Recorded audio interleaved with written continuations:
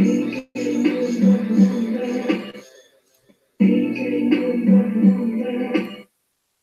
to be afraid of.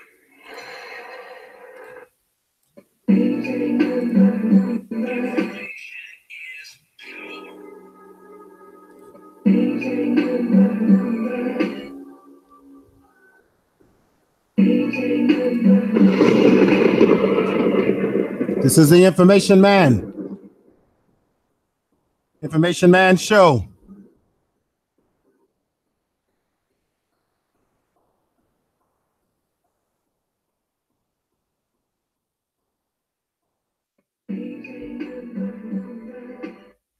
Is it true that age ain't nothing but a number? As you all know, let me thank you everybody for being with me right now. I'm going to get into this whole issue around R. Kelley. But what I'm going to do that's going to be a little bit different than some people, it doesn't make me better than anybody that's talking about this issue, but I'm going to come at it from a different angle. As you can see in the description of the video, the psychology of one R. Kelley, surviving R. Kelley. Now, I have worked in mental health for almost 17 years now as a therapist. I'm going to tell you right now, I deal with individuals who have the sort of psyche and ideology and behavior of one R. Kelley. I want everybody to take a journey with me for a short time on coming up. We're going to assess R. Kelley. I'm going to have people in the chat room. You can give your opinions. I'll do my best to read those opinions. I want to thank everybody who came over. You might have saw me on Gab Talk Media a few minutes ago. He's talking. He has a panel of good brothers over there.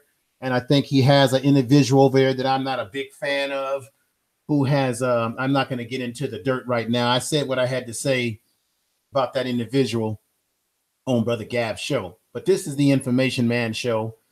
What I'm going to attempt to do is I'm going to bring up solutions to these issues. We're going to talk about R. Kelley. I don't want to get into the gossip of it. I will bring up some issues around it that are sort of gossip-like, but their habits, they have their basis in reality. Now, I'm not a big fan. I was a big fan of, let me say this. I wouldn't say I was a big fan of R. Kelley, such as I would run to his concerts. I did buy his music, but I'm going to be honest. I bought his music prior to me knowing that he had these inclinations for messing with young girls. This is before I knew that these were the realities about R. Kelley.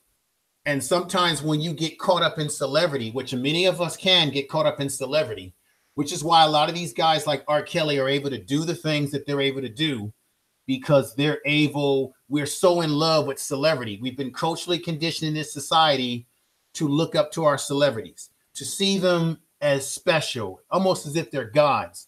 And we follow their music. We follow their careers. We live and die with them. Okay. R. Kelley isn't the first quote unquote celebrity, entertainer, singer to be with underage young ladies. I think Elvis Presley he married Priscilla. She was underage when he was involved with her. That we know and we've heard that Sam Cooke, this is a blockbuster here if you don't all know this. Sam Cooke had a relationship with one Aretha Franklin, and God bless her soul. May she rest in peace. May her memory live forever. But we know that Sam Cooke carried on a relationship with Aretha Franklin, I believe, when she was 12 years old or 15. She was in her teens. Okay. And those of you who know what's going on, thank you, brother O'Shea Duke Jackson. Thank you, brother, for the super chat. Let me give you a clap for the super chat. And if all of you can hear me, press 1 in the chat room if you can hear me. Please do. Let me see. Let me clap for that, brother.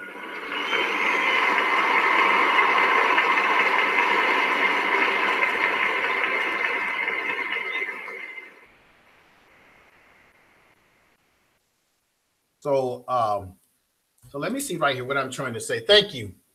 I'm glad that you can all hear me. I just want to make sure I'm also broadcasting on Spreaker right now on my radio podcast. So I'm actually you're going to see me do a lot of this. I'm going to be doing a lot of YouTube live streams, sort of in a broadcasting style like this. And so let's continue. What's going on? Carl's opinion. Thank you for the super chat. Let me give you a clap as well. Thank you.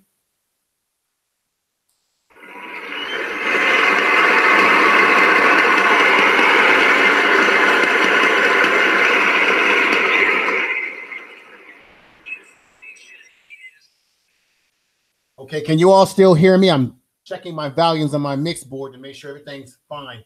Can you all hear me? Hit a one, say yes, or one in there again. Just want to make sure everything is mic'd up properly for me. You all can hear me still? Okay, thank you. I see we got we got Tasha, we got Erica in there, we got BDC Scratcher. I think Gigi is in there. O'Shea's in there. Carl's opinion. Thank you for the super chat. Let me go on with this analysis right now. So a lot of times, a lot of celebrities throughout the years have done this sort of stuff, and we give them a pass. And you probably have heard this. A lot of these celebrities and athletes, they have a lot of people in their inner circle who are what you would call yes sirs and yes ma'ams. People who say yes to whatever they do. Now we're looking at this. For those of you who have seen the documentary, you can give your opinions about it. But to me, R. Kelly could not do what he did without our people and those of us who supported him to look the other way. See, R. Kelly was able to do what he did because a lot of us looked the other way. A lot of us turned our heads. A lot of us just said, well, his music is good.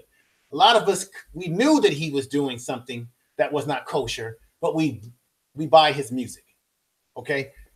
We could have held R. Kelly accountable by just not buying his music and his concerts, because it was the Black community which was the driving force to R. Kelly's career and music, okay? We are the ones that brought those tickets. We're the ones that brought those CDs and albums. We're the ones that have been supporting this man.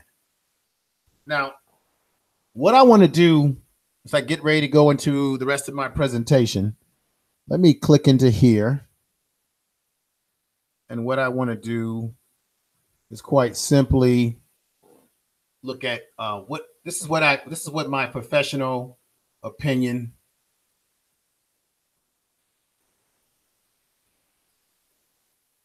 In my opinion, R. Kelly has two traits going on for him, which is why he's able to do what he's doing.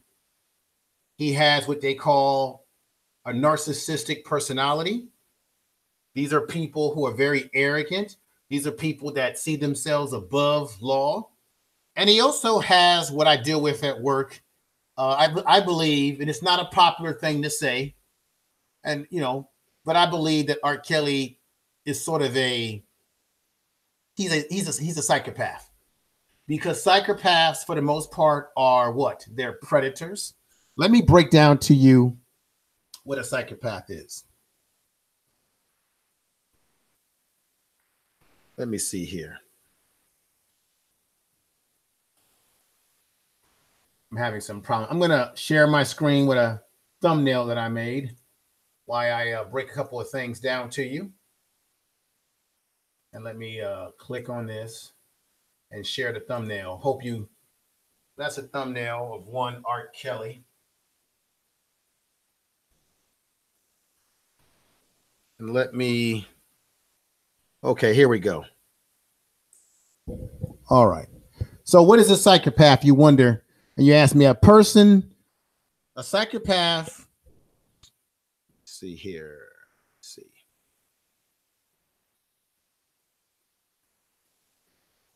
Okay. A psychopath, by definition, a psychopath is a person with antisocial personality disorder that manifests itself in aggressive, perverted behavior, criminal behavior. Okay. They admire themselves. They highly are narcissistic. They have no empathy and sympathy for others. Okay. So if you look at R. Kelly, every time R. Kelly has been interviewed on television, he always denies his behavior and he tends to blame it on others. Psychopaths tend to be very intelligent people. Now, even though R. Kelley, it's been reported that he can't read or he cannot read, just because you can't read doesn't necessarily mean you don't have other intelligence. He can't read properly, but he has musical talent. Now, that cannot be denied that R. Kelley is a musical talent, but he's a musical talent, in my opinion, for all the wrong reasons. And those reasons is that I believe that he's used his musical genius, his musical talents as a way to forge what his real intentions are, which were to prey on young ladies. So he uses the music just like a sex offender or a pedophile. And I deal with pedophiles at work. A pedophile will use candy. A pedophile will hang around schools to seek out young children. A pedophile or someone like R. Kelley will put himself in a situation to be able to prey on young ladies. In this case, he's preyed on young ladies. And a pedophile or a psychopath has the ability to blend in with other people, blend into society. Usually a pedophile has charisma.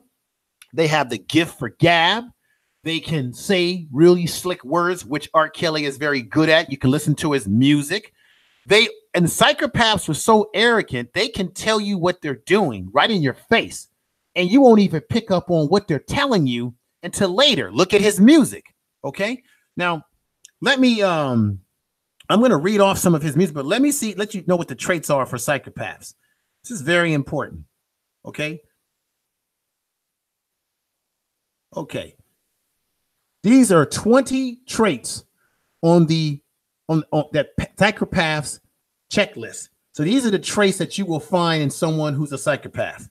And let me just make this clear to you. I once went to a seminar at Napa State Hospital years ago, and the forerunning doctor on psychopaths is Dr. Hare. And he said that what makes psychopaths different is that their brains function differently. They have different way they see the world. They have a different reality. What is acceptable to us is not acceptable to us, is acceptable to a psychopath. Okay. And they have done studies where they can examine the brain, and the brain of a psychopath versus a quote unquote normal person, whatever that is, fires off in a different manner.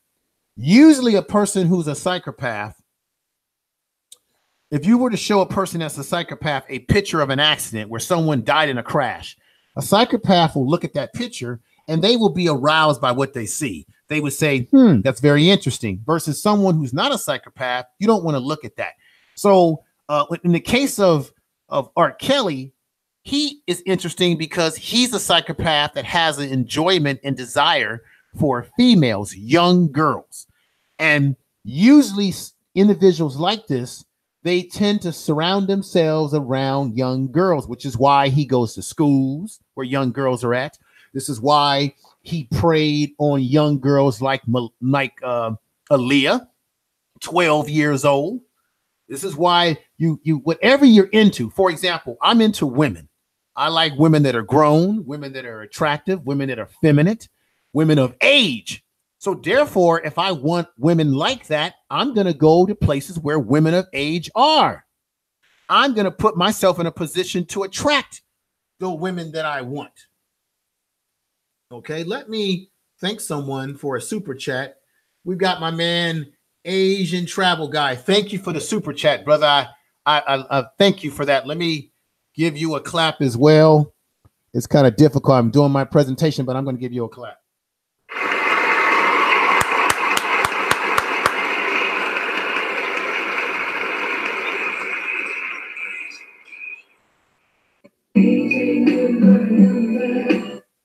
Age ain't nothing but a number. She sung it there, Aaliyah. God bless her soul. So let me go back into the presentation here. And these are the traits. And R. Kelley has every trait. I've been examining R. Kelley for some time. Once I made my decision to cut loose with this man's music, cut loose with supporting him. But traits. Pathological liars. Pathological liars are one of 20 traits that psychopaths have. So psychological lying. Okay. Doesn't he lie? Remember that interview that he did years ago on BET when he was trying to appeal to people? And that's another thing that psychopaths do.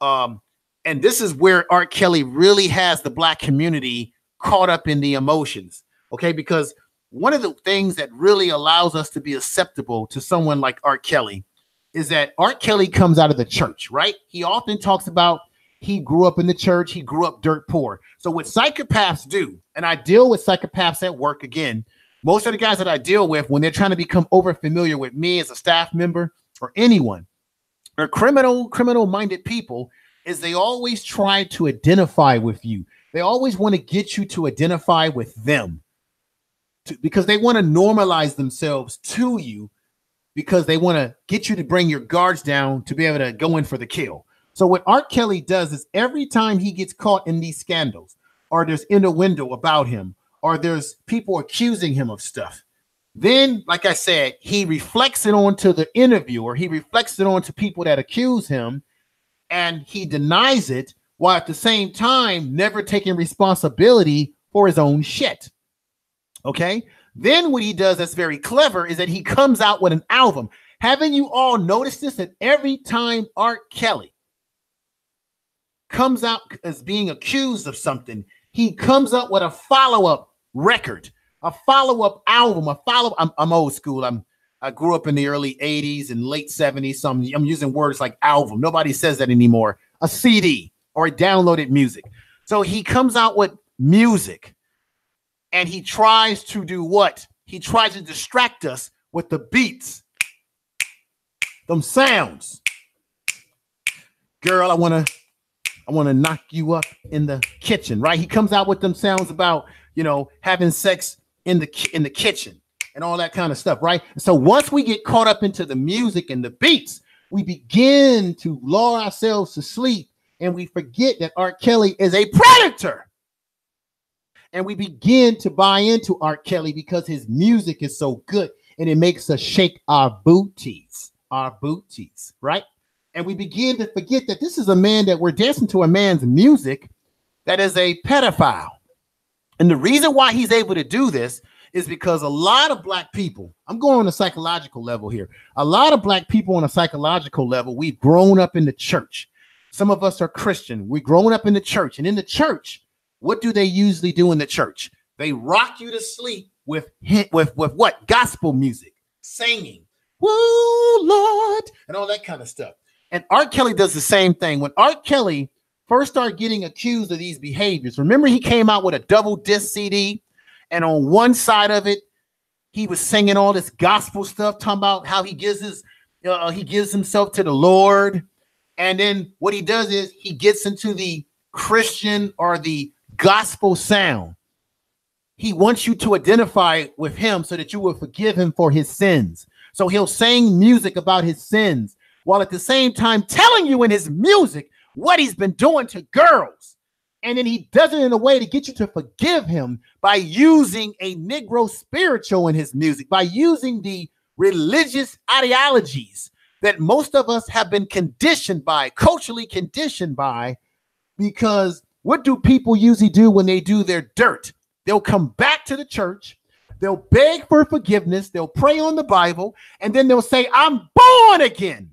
And R. Kelly's music has that hypnotic tempo to it, that he'll mix in songs where he's talking about giving it and bumping and grinding on a female, which he's really telling you that he's bumping and grinding on young girls, allegedly. But you don't see that because you're hearing the gospel hymns in his music. And because the music is hypnotic and his voice is hypnotic, and he has this gospel tone to his voice, which we can all identify with. And because we've been taught by the good book to forgive people, that Jesus forgives, and that we're born again, we will forgive one R. Kelly for his indiscretions when we know damn well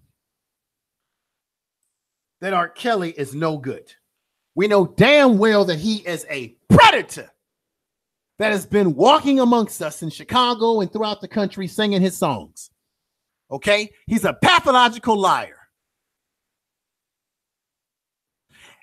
Another thing that R. Kelley does, which is part of being a psychopath, he gleams in superficial charm. He uses his charm, right? Now, last night I was on AM1's live stream, and some of y'all are not going to like me saying this, but some things have got to be said. Some things have got to be said. But to me, R. Kelley is sort of he's a super pookie. What do I mean by that? He's a pookie with money. Okay? R. Kelley exhibits everything that I'm going to preface this. Some black women, not all. You hear black men saying how some black women go for the thugs. They go for the guys that turn them on. They go for the men that make them wet in the area that counts. And that the good guys always finish last because we don't have the, how can I say it, the swagger that really turns women on. Well, R. Kelley has all of that. If you take away his money and his talent, he would be a pookie, right? But when you give him talent to sing, and we know through history that when a man can sing to a woman, it gets deep into your soul. It gets deep into your mind, because to get a woman, to control a woman, to have that woman, you must go through her mind first, not her body. When you are a singer, and you can sing in a hypnotic way like R. Kelley, and you can say things, let's be honest, a lot of sisters, a lot of women have these fantasies about having sex in the kitchen, by having the things that R. Kelley sings about. It actually speaks to the fantasies that many women have that they want to do or have with men. And many women who follow R. Kelley are turned on by R. Kelley by his sex appeal, because look at him. He doesn't look like a Harvard student. He doesn't have the corny look. He doesn't look like a lame type of guy. He looks like the kind of guy that all women want, right? Handsome, tall, muscular, right? Has the gift for gab when he opens up his mouth. And then he can sing and tell you what he's going to do to you in the bed, how he's going to do it, when he's going to do it, how he's going to twist you around, spin you around, do all sort of sexual things to you. And women get excited by it. They get excited by this shit. And so to me, it's funny how R. Kelley uses his charm. This is what psychopaths do to you, ladies. They have so much charm and charisma that they sweep you off your feet. That's a trait of a psychopath. All right, a psychopath is also grandiose. They have a grandiose sense of self. R. Kelley has that sense of himself. He has a sense of importance, because when you see him on interviews, he's always telling people, I didn't say that. That's you. That's me. Always blaming other people for that which he has done himself. Okay, sisters, I'm talking to you.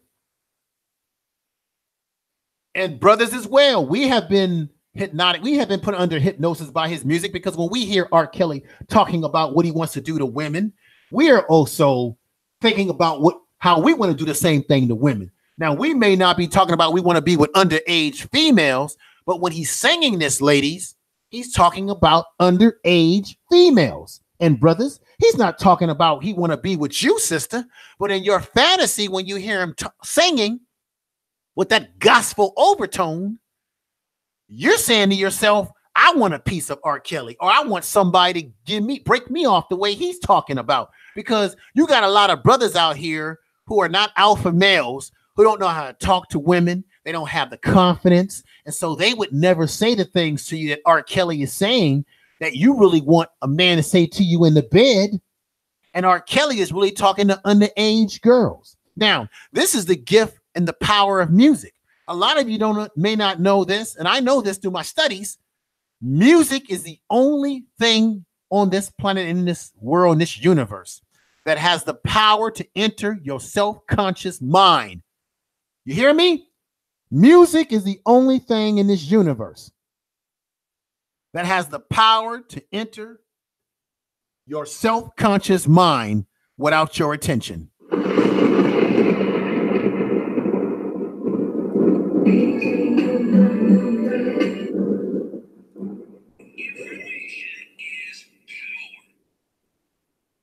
Believe me what I'm saying, folks. I deal with psychopaths up close and personal. I'm probably one of only a few people. I'm not being grandiose. Maybe I am. I believe I'm one of only a few people in YouTube, outside of people on YouTube that are psychiatrists and psychologists that are actually on YouTube, that understand, that have worked up close and personal with the personalities of those individuals like an Art Kelley.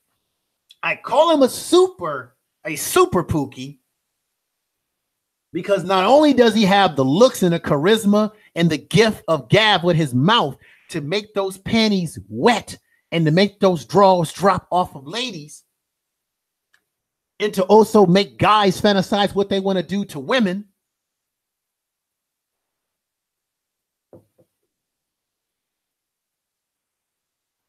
but he also has the money to back up the super Pookie qualities that he has already. So you put money with this super Pookie, who is a psychopath. You couple that with money, and now he can make women and anybody do whatever he wants, because he can now use his celebrity, use his musical genius and his psychopathic traits and ways to lure females by saying, I'm going to make you a star. And a lot of these young ladies that he preyed on, I'm pretty sure a lot of them felt the same, that I'm going to be a star. Oh my God, mommy and daddy, I met Art Kelley. Art Kelley says he's going to make me a star. And then the family members are saying, well, shit, we living in poverty. We're living poor. Shit, let's let my daughter go live with Art Kelley. Let me give her to Art Kelley, because in the end, we're going to be rich, bitch. As Dave Chappelle said, rich, bitch. Okay. So you got to look at how people do this. Now, I'm going to get into that, folks. I'm going to get into the fault of the parents, because I believe that Art Kelley could not do what he has done and what he has been doing allegedly. And I believe that Art Kelley's been getting away with stuff because we have allowed him. And a lot of you are going to say, you lost your mind, info. We didn't allow this man to do anything. No, we have. We buy his music. We allow him to walk the streets. We go to his concerts. Some of us have. We allow him to if Art Kelley, look. If we did not allow Art Kelley to do what he has done, Art Kelley would have got himself assaulted a long time ago. If Art Kelley was not getting away with what he's been doing, you would see nobody coming to his concerts. He should walk out into the concert hall with nobody in the concert at all.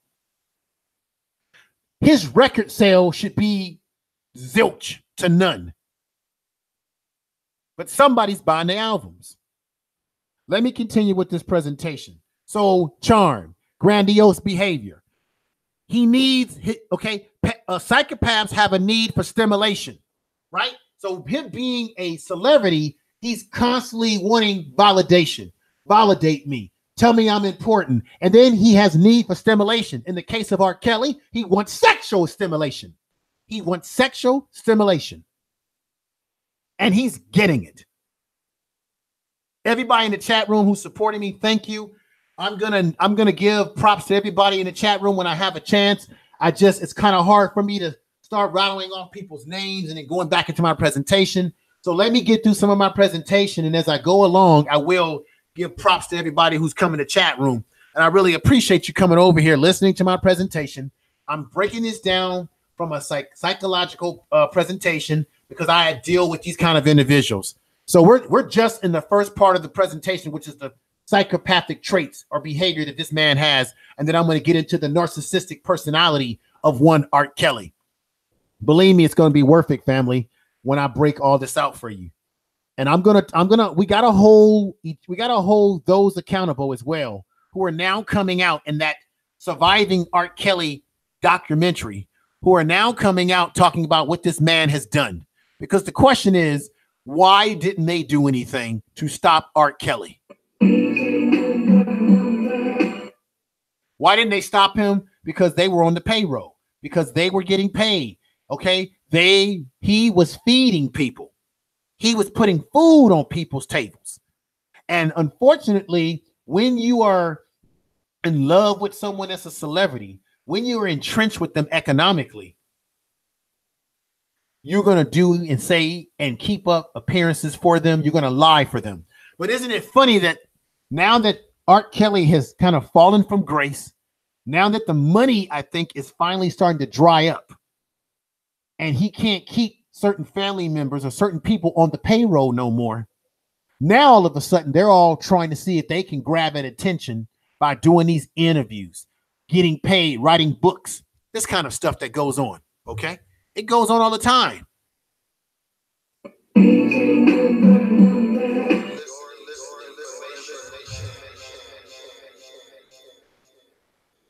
So another trait is that psychopaths are cunning and manipulative. Now you have to admit,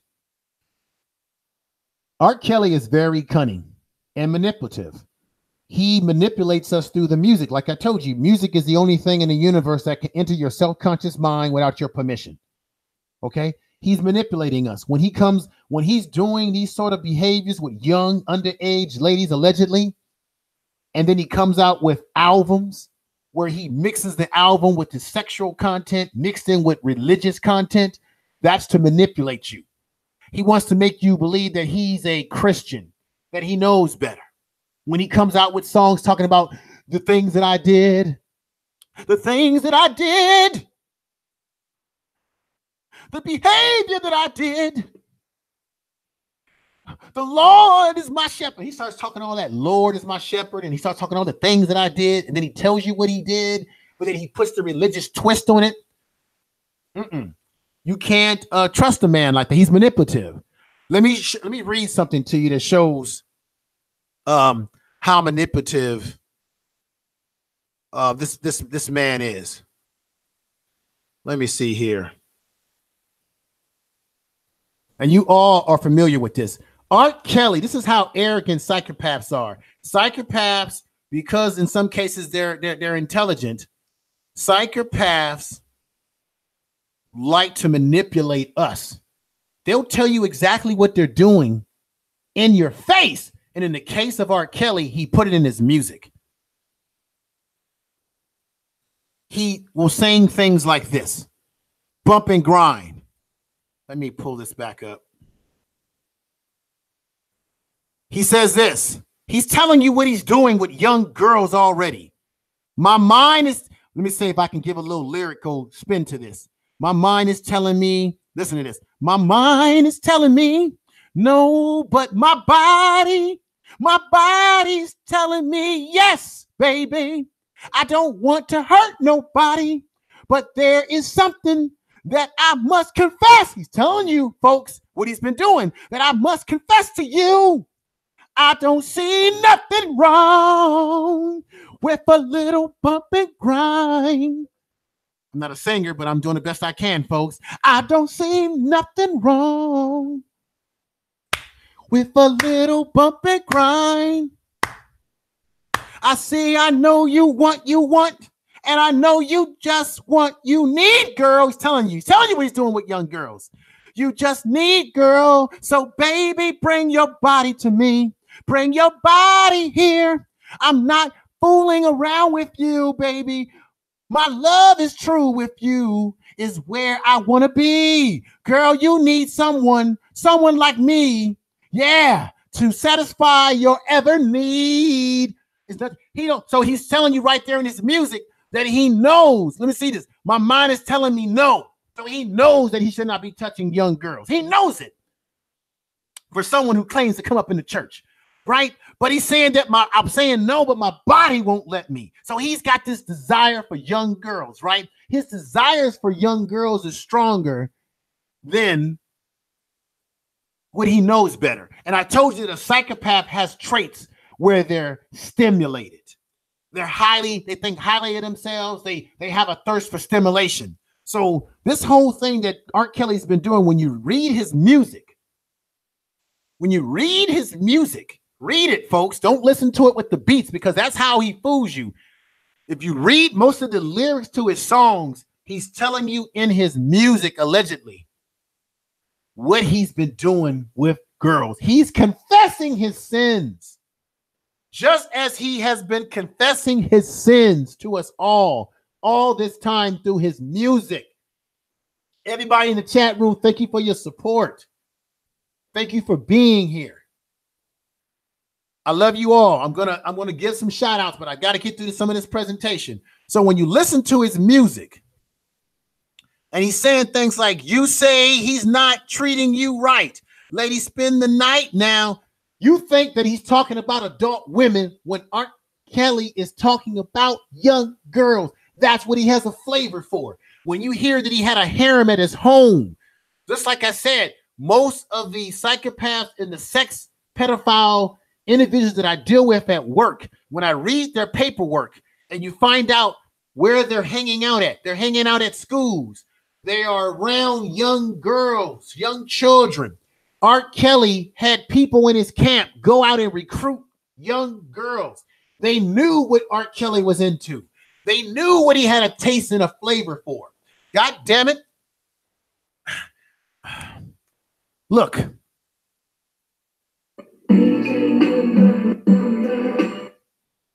You hear Aaliyah singing in that song saying age ain't nothing but a number. At 12 years old, I believe, if I'm not mistaken, that it was Aaliyah's uncle who brought her to a hotel room at 12 years old to be with R. Kelly. At 12 years old, R. Kelly was already had his mitts, his hands, his desire for stimulation as a psychopath, as a sex pedophile, allegedly. He's had a desire and a thirst for young girls. That why would the uncle bring Aaliyah, a young Aaliyah who was not quite a woman yet, not a lady. She was not a woman, very much over age. That's junior high school age. And we know that in the entertainment industry that you have to do certain sacrifices, right? There's a blood sacrifice. I believe that Aaliyah died in that airplane crash. I don't believe she died because they had the plane overloaded. I think that was a blood sacrifice. You got a lot of weird shit going on in Hollywood and entertainment. You got sexual orgies. Okay. You've got people telling you, like Cat Williams, that he went to a party and saw some things that blew his mind and he got the hell out of it. Okay. Why the hell did Dave Chappelle leave his $25 million opportunity? He knew something was wrong. He took a hiatus and got the hell out of it. Brother Brown, thank you for the super chat. Thank you for the super chat. Let me give you a clap.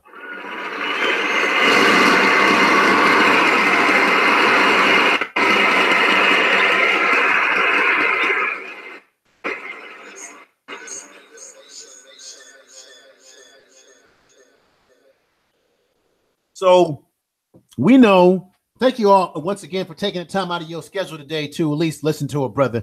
I really appreciate that. I told you I'm going to keep bringing it for 2019. Just to let you all know, I don't usually do content when it comes to celebrities.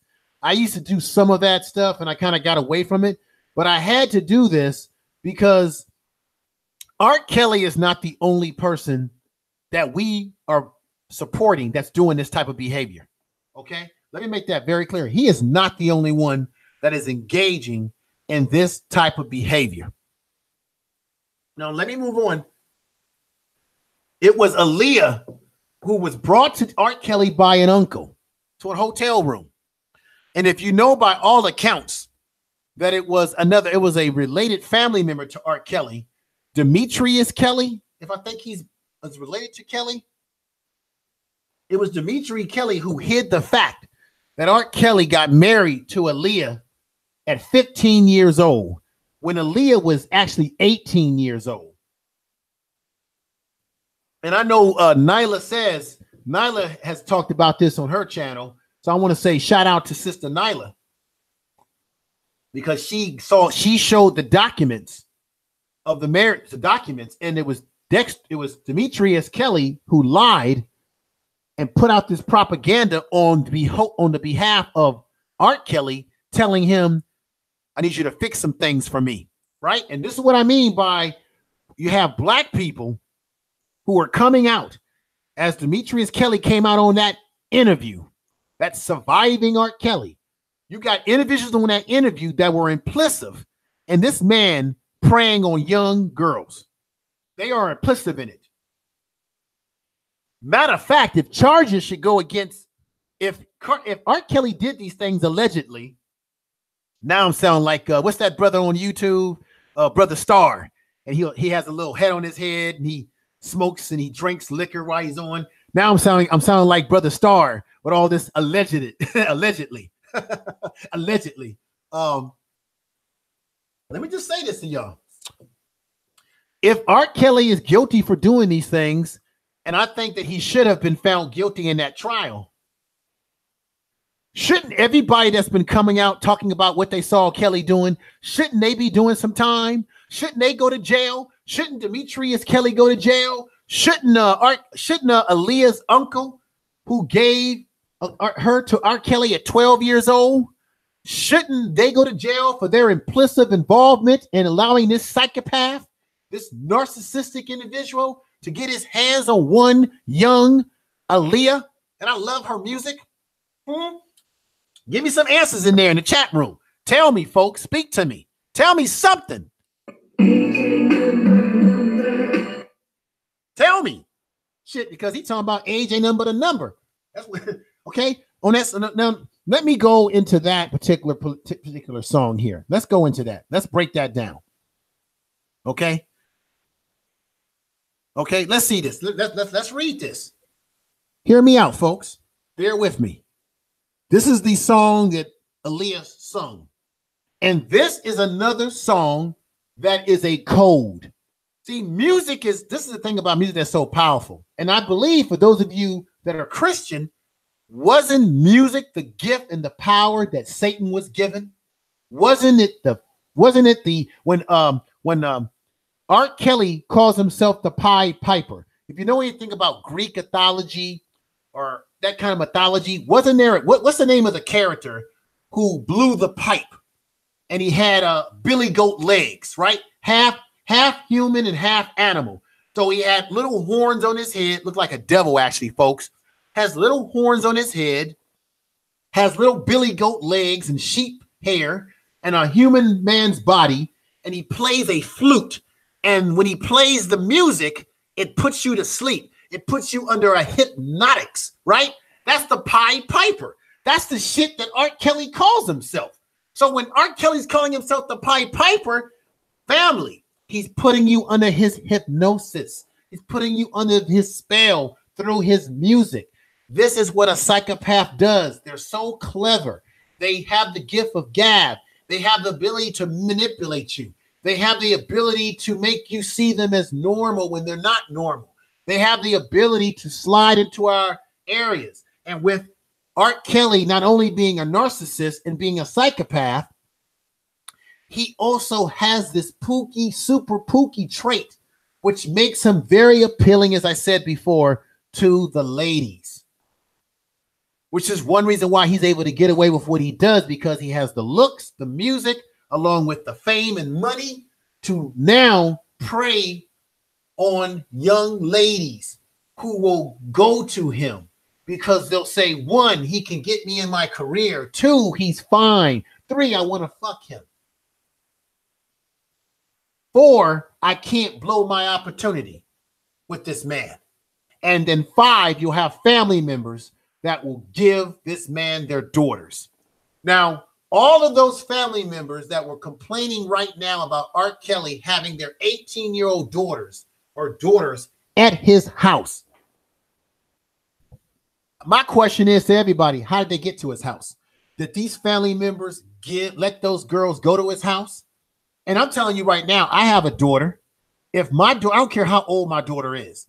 If my daughter is at a man's house like R. Kelley, the psychopath that he is, and he's doing all these audacious things with girls, this is my question.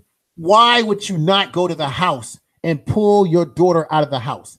If this man had my child, it's going to be on the 10 o'clock news. I'm going to bring me a pistol or some kind. I'm going to bust up in that house and some shit going to be on the 10 o'clock news. I'm getting my daughter. I'm going up in that house like Shaft, and some shit's going to happen. I might end up going to jail for it. So I'm wondering, why is it that all the fathers that complain about this man having his daughters at their house, I don't care if they were 18, I don't care if they were adult, whatever the age was, why would you not, as a father, as a family, go up in there and take those daughters, those women out of there? Unless you knowingly allow your daughters to be in this man's presence because you were thinking about how much money your child was going to make because of this man and how it would benefit you. So basically, you sold your child out, possibly.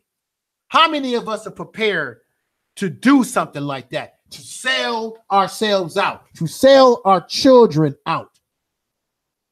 Thank you for being with me on this Saturday afternoon to listen to what I'm saying. Let me go into this song that Aaliyah once sung.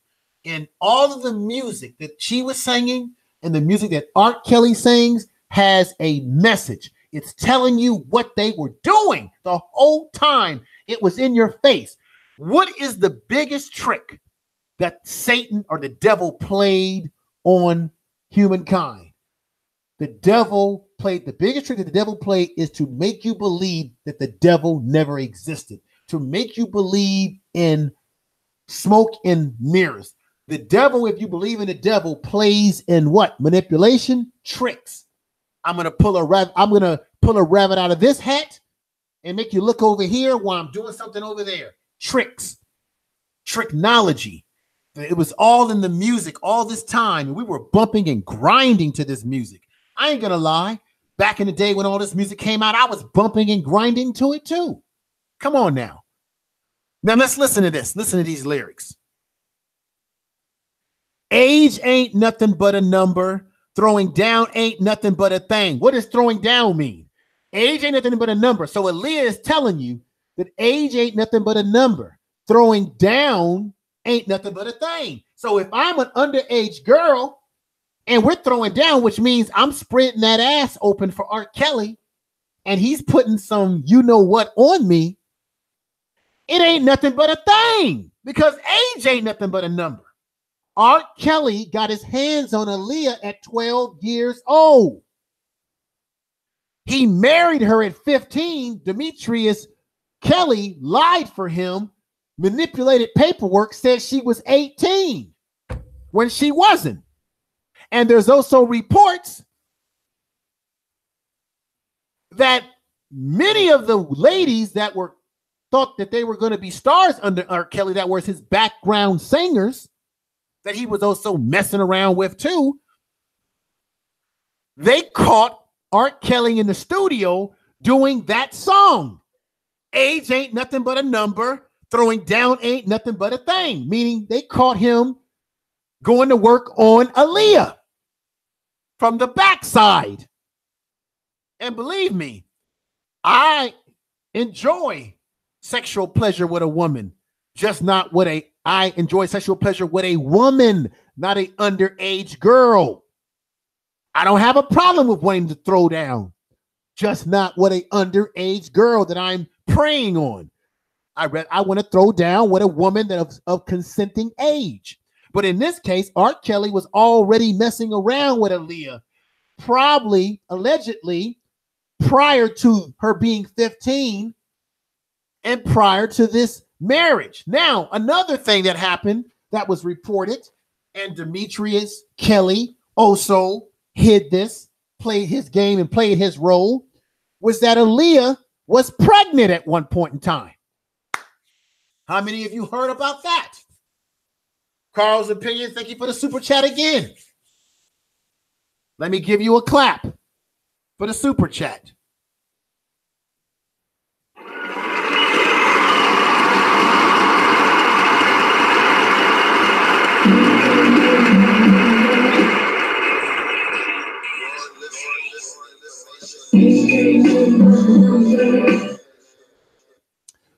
Okay, so we know that she was pregnant at one time, and that got covered up. So not only did this man have an inappropriate relationship or sexual experiences with an underage Aaliyah, allegedly, folks, I have to use the term allegedly because it's a legal term, and that also protects me from from being sued from slander because I'm using the term allegedly. But you all know what time it is. We all know what time it is. We've been following this man's career, many of us, for many years. Okay? So allegedly, he was having sexual sex with her in the studio. Allegedly, he got her impregnated. Allegedly, he married her at 18 when they got married. That's out there. And now another blockbuster to this whole thing is that allegedly there might be a possibility that also Aaliyah's mother allegedly was a part of this whole setup, because there's rumors or there's information out there that says that there's a possibility allegedly that Aaliyah's mother along with Aaliyah might have had a threesome. That's right, a threesome with one Art Kelley.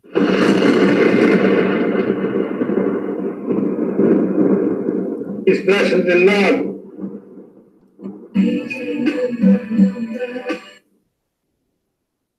That might, so that's also out there. That was possibly what's going on as well. And you have to be honest with yourself and say that most of the people who were on that interview saving R. Kelly, they were implicit in this man being the predator, being able to, they enabled him and assisted and aided and abetted him in his pursuit towards manipulating and taking advantage of young ladies. And don't get me wrong, because I'm 49 years old. I grew up as a young kid in the mid 70s to late 70s. I was a young adolescent. And then in the early 80s, I was in junior high school. In the late 80s, I was in high school. And in the 90s, I was in my 20s. In the early 2000s, I was in my 30s. And so on and so on and so forth, up to my age now. And so I remember growing up seeing young girls in their teens being very excited and turned on by older men, particularly entertainers. So let's keep this 100% real. There are certain young women who are underage who do know what they're doing, that do like the idea of messing around with an underage man. They are out there. I'm not going to sit up here and fake the funk with you and say they're not young girls who go out there and they seek they seek older men, maybe because they're looking for a father figure, maybe not. But in this case, there are some young ladies, they knew what they were doing when they got involved with Art Kelley. They knowingly knew that he was an older man. They, in some cases, may have been consenting to having sex with him. However, even if they consented to having this arrangement with Art Kelley, if you are underage, there is no consent. There's no consensual consent between a minor and a grown-ass man. So even if Aaliyah was in love with Art Kelley, was down with it, and her parents and uncles and everyone else gave their blessing to it, there is no legal consent to a man having relations with an underage girl. So that's why I said earlier that they would be just as responsible for being put in jail just as much as Art Kelley, because they were implicit in his ability to prey on young ladies. There is no doubt in my mind that they were implicit in this man's ability to do what he did. So let me go back into this part of the presentation. So as I said before, age ain't nothing but a number. Throwing down ain't nothing but a thing. This loving I have for you, it never changed. That's a message, folks. Aaliyah and Art Kelley are telling you that their love for her love and desire for him never changed, despite the age difference. And remember, this song came out at a time, around the time that he was involved with her, around the time that there was the rumors about them having some kind of relationship, and around the time that she eventually had this marriage to R. Kelly. And we do know that R. Kelly has been paying off family members who have taken him to court for having inappropriate sexual relations with their daughters. I think right now he's been paying off some families that have been accusing him. Okay? This man has been paying people. Okay? This is what's been going on. So there you got, these are the messages. This loving I have for you, it never changed. Verse 1, let's see, that's the chorus verse. Verse 1, here I am and there you are. Your eyes are calling me to your heart. Now, you know this is some R. Kelly shit. If I'm not mistaken, folks, I think R. Kelly wrote this song for her. This is some R. Kelly manipulation here. Here I am and there you are. Your eyes are calling me to your heart. All you got to do is knock and I'll let you in. Then we will feel the passion that falls within. I don't mean to be bold.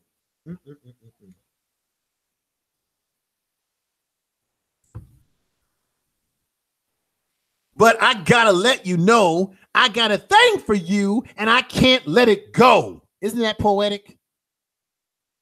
Age ain't nothing but a number. Throwing down ain't nothing but a thing.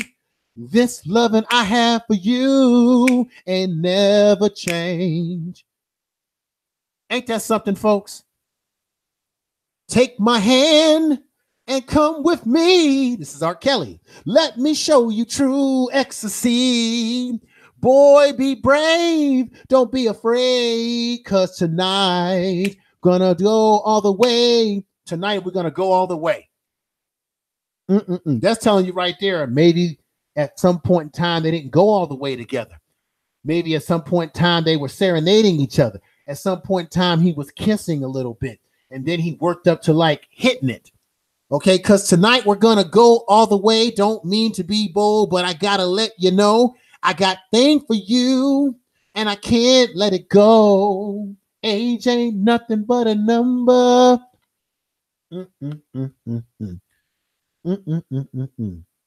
Age ain't nothing but a number. Throwing down ain't nothing but a thing.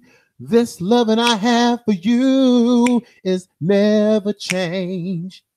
You listen to, and when you, the way I sung that song, when you listen to it, it has a, y'all may disagree with me, it has sort of a gospel choir type of thing to you.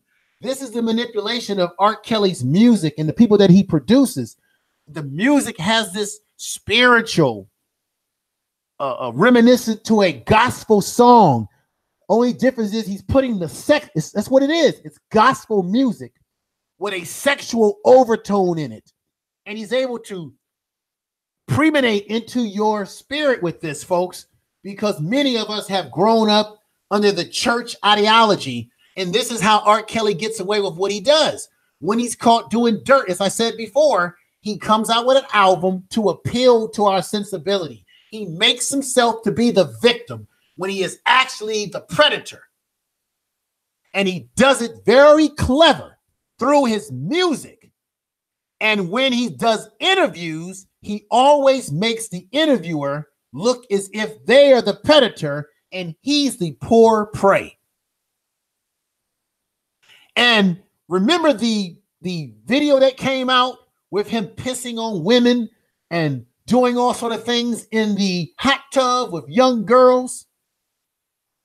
And he tried to tell you and me on BET that that was not him. There's a rumor that he was trying to pay his brother. You've heard this.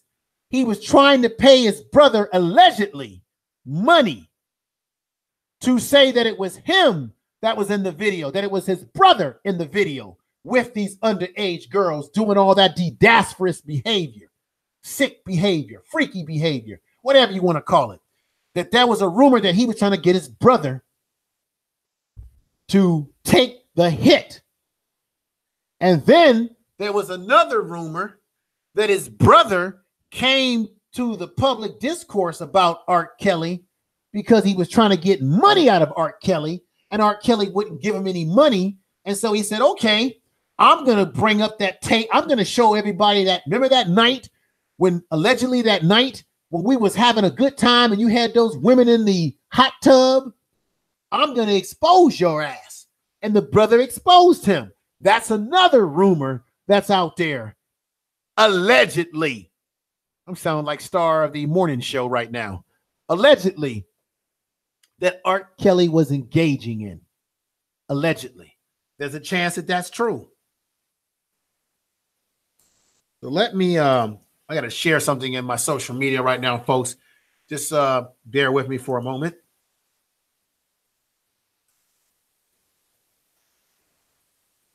And let me do this. So let me go. So that song, these songs that this man sings are powerful. And I want everybody to go back to his album. What was the name of that album where he had, it was a double disc album. And he was talking about, you know, his belief in God and God carries me through. And then remember he had a song where he sings about how he came up from dirt, that he was poor, that he was praying to God. This is what psychopaths do. He's a predator. He wants you to see him as a victim. So he sings songs to your sensibilities, black people, to get you to be on his side by singing songs about how he came up dirt poor, how he was out in the streets, how he prayed to God and got messages from God, and so on, so on, and so forth. That's the tricknology of R. Kelley. That's the psychopathic traits of one R. Kelley. So let me go back into this other. Okay, now another trait of a psychopath is that they lack remorse of guilt. They have no guilt for the things that they do. They lack remorse. Okay, a psychopath also is shallow emotionally. They have no proper emotional response to the things that they do. They're very shallow. They only think about themselves. Highly narcissistic. Okay, a psychopath is a person that is callous, lacks empathy, as I said before, lacking of one's empathy. If you notice, R. Kelley has never come out publicly on interviews or in his music and apologized for the things that he has done with young ladies or young girls or anything. He simply says they're a liar. That's not me on the videotape. He has never shown any remorse about the things that he has been accused of, about what has happened to him. Okay, he has never come out and said that. He has always held up this arrogance that he has done nothing. And let me tell you something else too. For everyone that has supported this man, the family members that have let their daughters be around this man, and the ones on that interview talking about R. Kelley, everybody knew that R. Kelley was accused of doing what he did to young girls in the hot tub. So if I'm a father, why would I let my child be anywhere around R. Kelley when I knew several years ago that R. Kelley got caught up in these scandals? When we knew that he was already in a scandal as it relates to Aaliyah.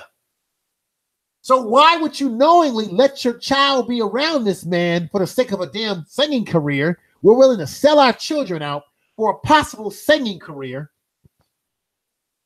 when you already knew that this man had a track record. It was already in public discourse that he had a track record.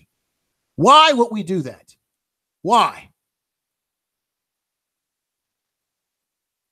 I mean, it's unbelievable, the kind of stuff that's going on.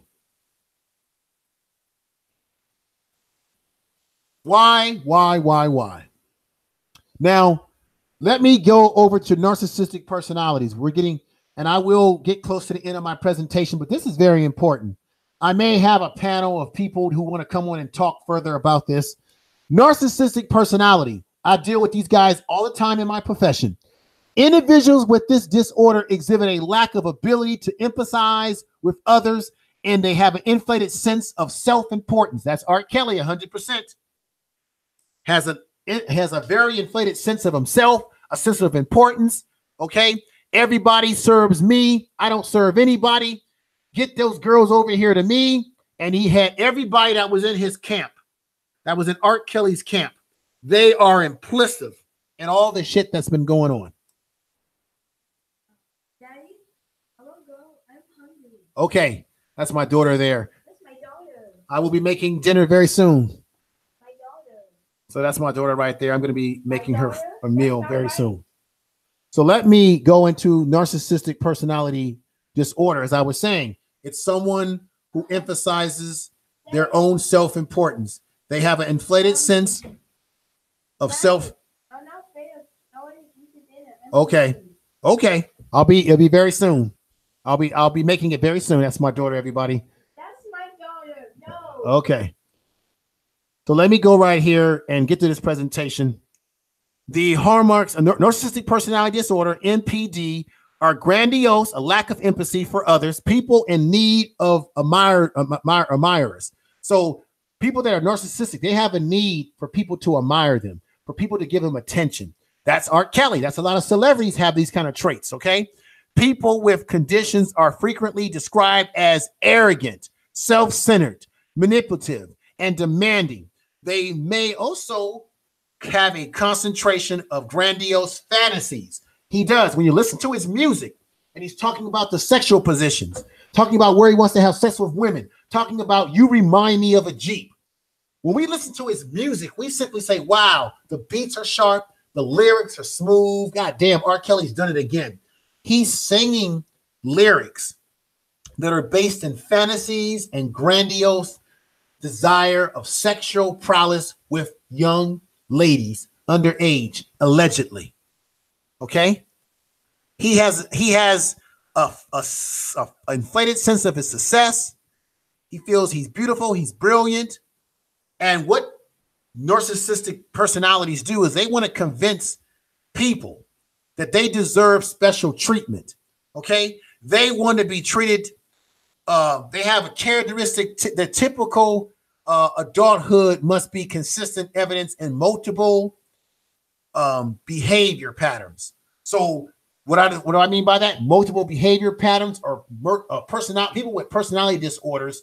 Sometimes we call it someone who's bipolar or someone, they have these personality disorders or personality disorder where they change up. R. Kelly does that. 1 minute he's depressed, 1 minute he's sad, 1 minute he's happy, 1 minute he's very arrogant. He has a very so when you see him on interviews, he goes through all these contortions of personality, right? That's what narcissistic people do. They're very good at getting you caught up into the web of their ideology, the web of their world. They're very good at this. They're very brilliant at this. Okay, these are some of the symptoms. They have an inflated importance of themselves. A narcissistic personality is someone who's preoccupied with fantasies of success, power, beauty, intelligence, or an ideal romance. That's Art Kelly in a nutshell. They have an inflated sense of themselves when it comes to beauty, intelligence, or in this case, the ideal romance, fantasies, power, and beauty, right? Okay. They also believe that they're special. She or he that is narcissistic personality will have a special sense of themselves, that they'll see themselves as special. They want to be, they only want to be understood by other special people or institutions, right? So you see a lot of celebrities who they measure their success by how many Grammys they get, how much money they have, how many fan base they have, fanfare. So when black women, when we as black people go to Art Kelly's concerts, even after we know he's a sex pedophile, when we go to his concerts, when we buy his music, we're feeding into his special sense of himself, and we're inflating his brain into making him feel that he's bigger and better than what he really is. Okay? A narcissistic personality also requires constant attention and a desire, once I said, people to admire them. They want admirers from all walks of life. In this case, he wants the attention and he wants young underage girls to admire him, allegedly. Okay?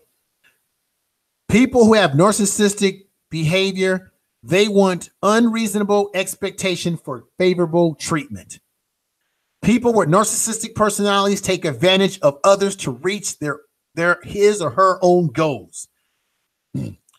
People who are narcissistic in their personality disagree with the feelings of others and lack empathy, as I said before.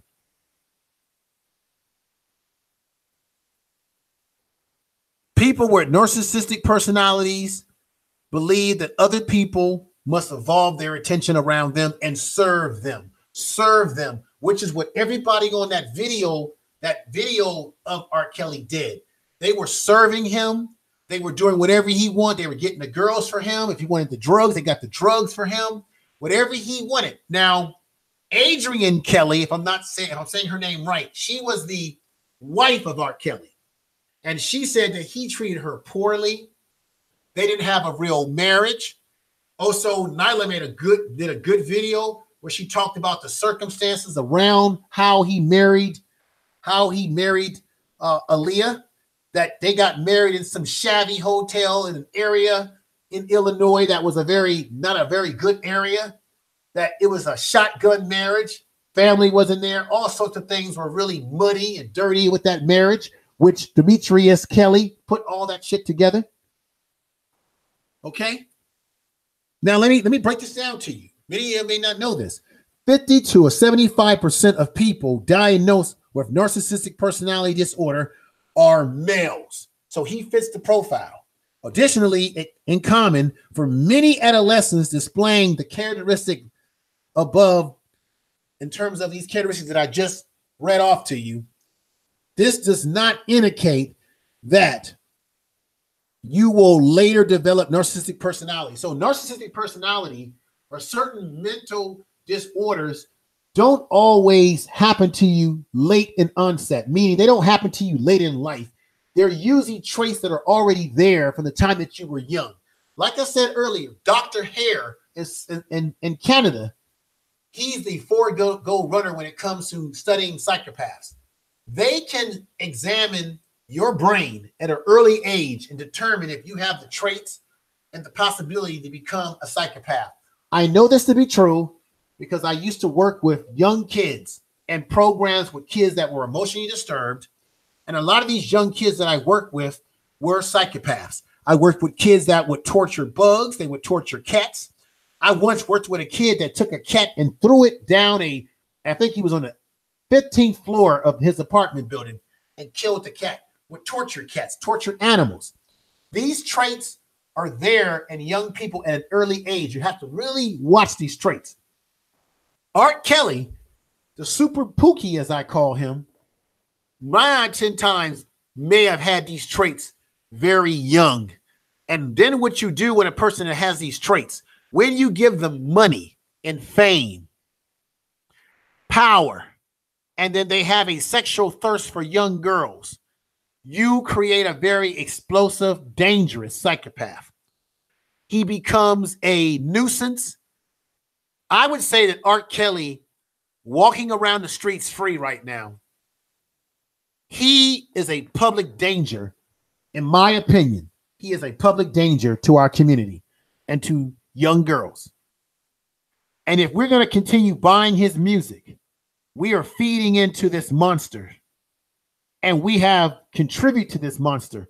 Everyone on that Surviving Kelly documentary, in my opinion, I'm going to say it again, should be brought under charges if they were ever to put this man in jail where he belongs. Let me tell you what they do to guys like R. Kelly and where I work at. Most of the guys that I deal with that are sex offenders or rapists or pedophiles, most of the guys in prison do not like these kind of guys. They actually try to kill these guys. R. Kelly is going to need protection if he ever goes to prison someday, because there are guys in prison who don't like the idea of a guy who's messing around with underage girls because they might have a daughter themselves. So in prison, when they ask you for your paperwork, they're asking you for that yellow folder that you're given from the courts so that you can appeal your case. R. Kelly will be given such vanilla folder if he ever goes to jail, which I think he should, in my opinion. And there will be guys, depending on the type of prison he goes to, who will want to get their hands on R. Kelly. They will like to eat him up. And this is what happens to most guys that are sex offenders like R. Kelley.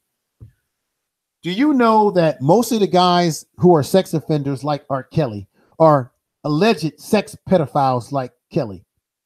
When they get into prison, they're some of the biggest weaklings. They're some of the biggest whiners. Most of the guys that I deal with who are sex offenders are whiners. They're crybabies. They're scared. They're afraid they're going to get beat up. They're saying they need a single cell. I need a single cell. They're going to hurt me. I can't be in that program with those inmates because guys don't like these type of guys around them. So Art Kelley, if they put him in prison, they're going to have to put him in a single cell chrono for him, or they're going to have to send him to a watered down, easy prison. Because if they put him in there with the big boys, he's going to get hurt. And some would say that he deserves to get hurt.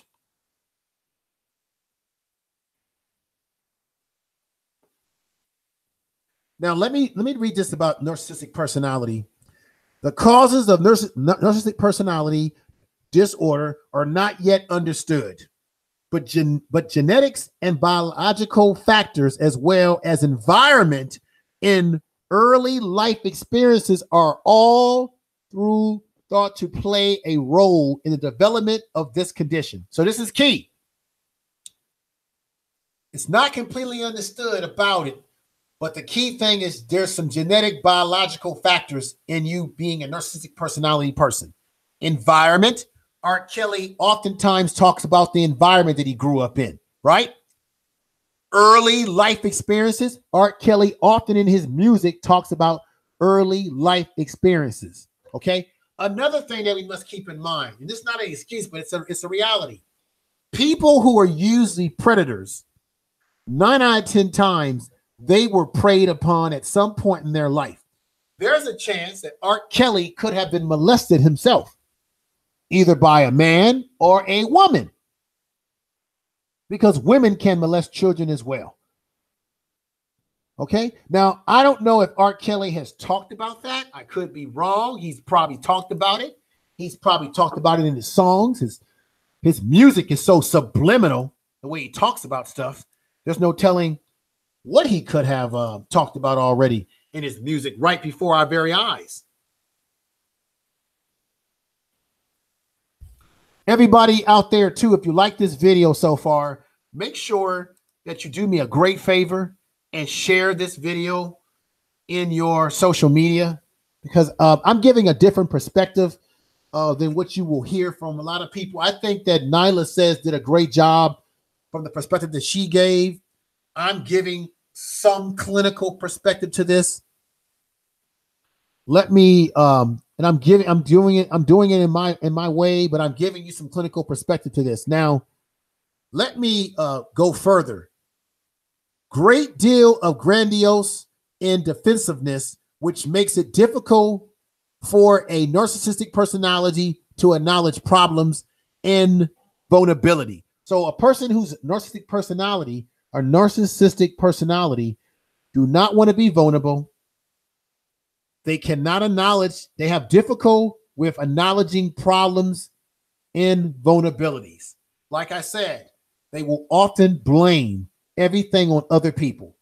Every time Art Kelley has been confronted about his involvement with, whether it be Aaliyah, whether it be the young girls that he has been with, even his wife who he married, Adrian Kelley, who has said things about him being how dirty he is.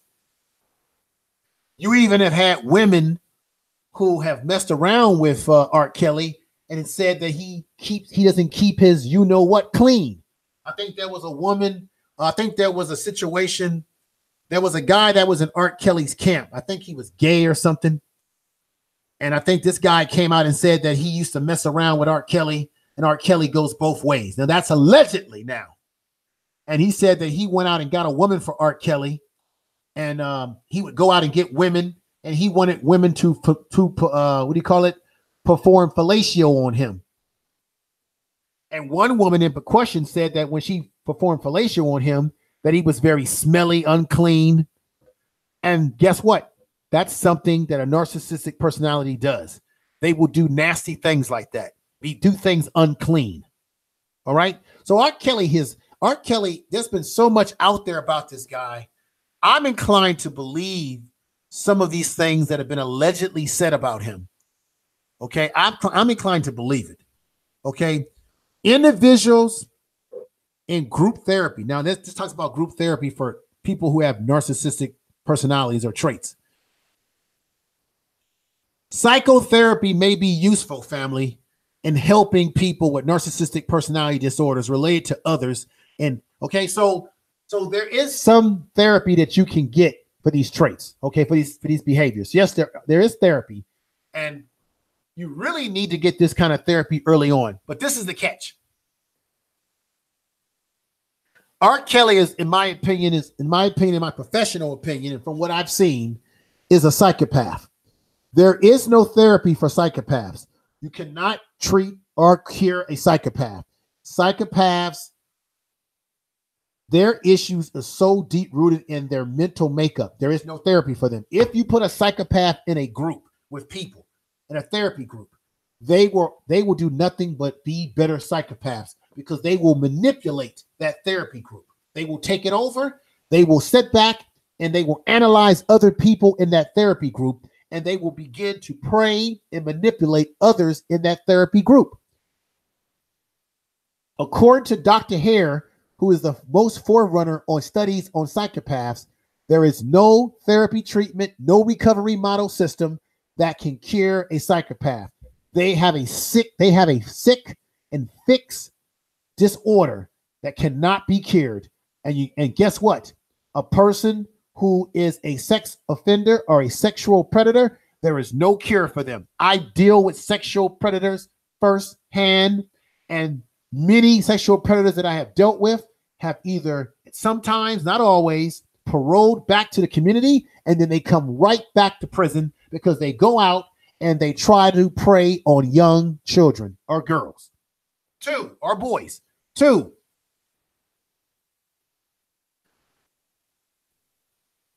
A person who is a sexual predator, I have seen this firsthand in my professional. We had guys that have come in and they said, hey, put me on hormone therapy. What is hormone therapy? They'll say, give me estrogen. Then we've had guys that'll say, I want my scrotum or my privates cut off. Oh, yes. So that I won't have desire to have sex with underage children. Right? Guess what? It doesn't matter if you neuter or you castrate someone who's a sexual predator, because their sexual desire for young girls or children is in their brain, not in their loins. So it doesn't matter. It does not matter if you castrate them chemically, if you put them in therapy groups, or if they have their privates cut off. I worked with a guy personally who cut his privates off, and he still got caught having sexual behavior in one of the units that he was on with other inmates. And yes, they do have sex in prison. It does happen. And in prison, there is no sexual consent, but it does happen.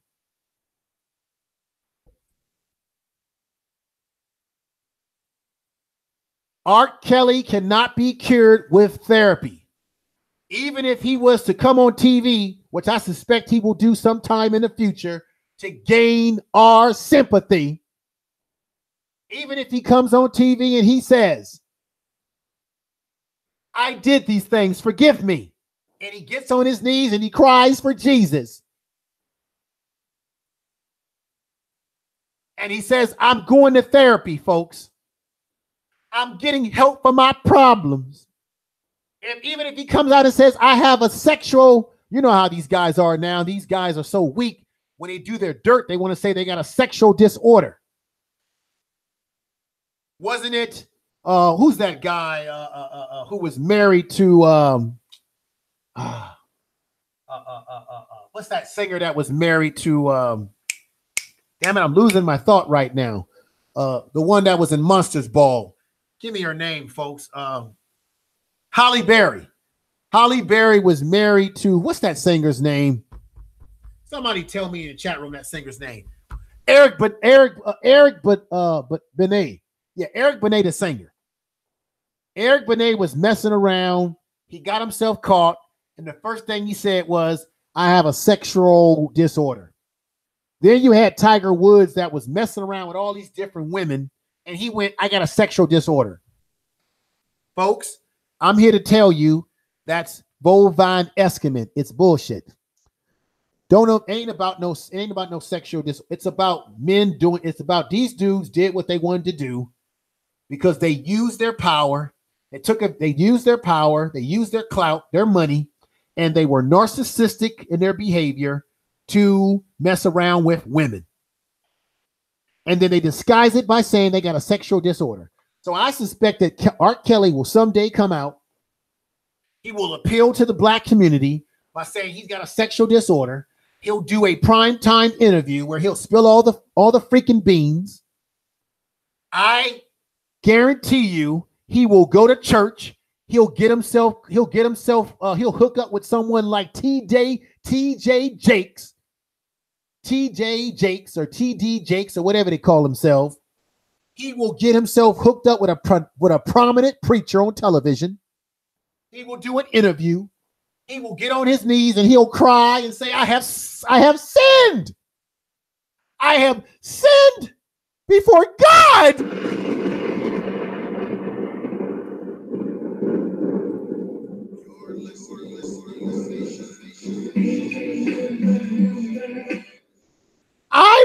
I have sinned before Jesus.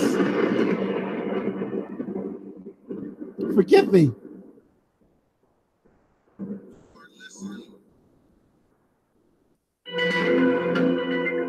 R. Kelly will say, forgive me.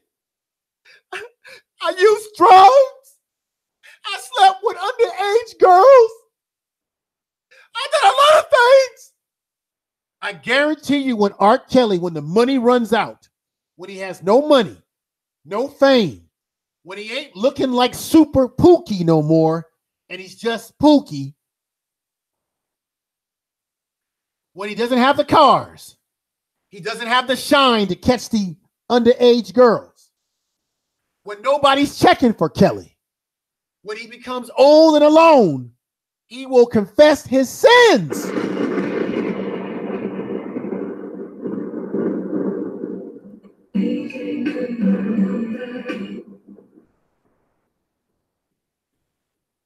And he will tell everybody that he did all these things. And he will fall before God and ask to be forgiven. And then I wouldn't be surprised if R. Kelly someday says that he's born again. Because this is what a lot of these celebrities do. You've seen it, folks. You've seen these black celebrities do this type of shit. And he will fall before us, fall on his sword. And after he cries his tears and tells us to forgive him and becomes born again, and guess what? Some of us knuckleheaded folks, we will forgive this Negro.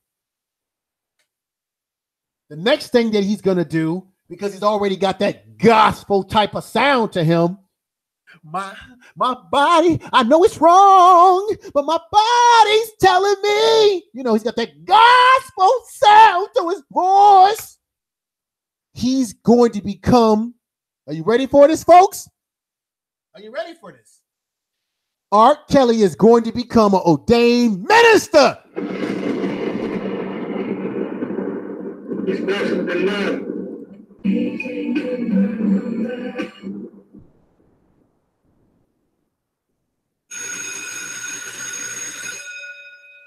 R. Kelly will be hitting the bell. He will be on television someday if he doesn't go to jail. And he will confess, after he confesses his sins, he will become an ordained minister. And he will be one of these guys on television preaching, talking about how he was living the life of a celebrity, and he let the devil and let Satan come into his heart and his mind, and that Satan caused him to sleep with underage girls, that Satan caused him, once again, a narcissistic personality, once again, a psychopath. He's going to use religion to spiritually hustle us, folks. He's going to use religion to get to, once again, blame something else besides himself for the things that he did. Now, this is true from Information Man Show.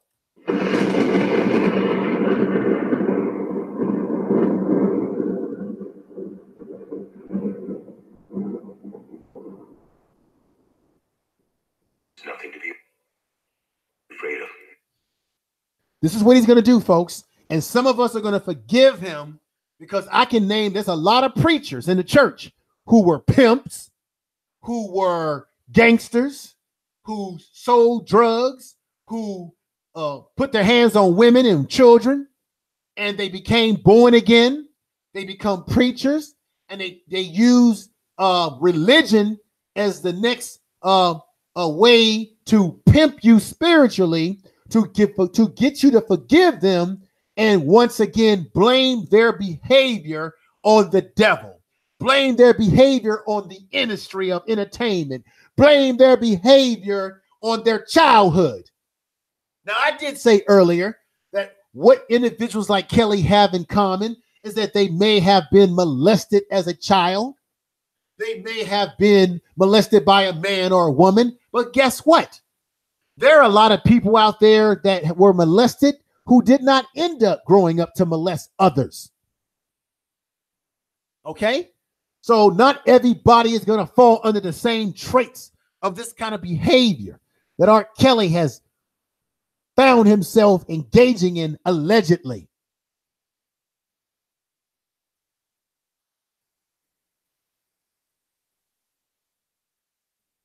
So what I'm saying to you, folks, is what it is.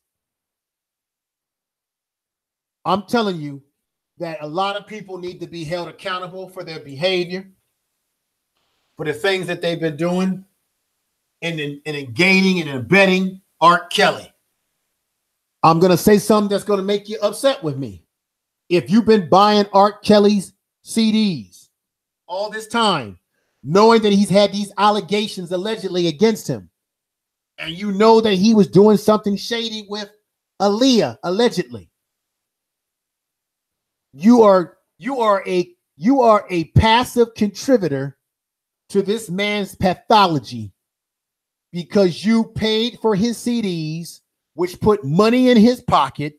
You go to his concerts, which put money in his pocket, which allows him to have this lavish lifestyle, which allows him to have this self-inflated sense of himself, to be able to do what? Prey on young girls on a super level. Everybody in that video that's now speaking out against Kelley, all the background singers that he was messing around with because they thought they were going to be the next hot thing.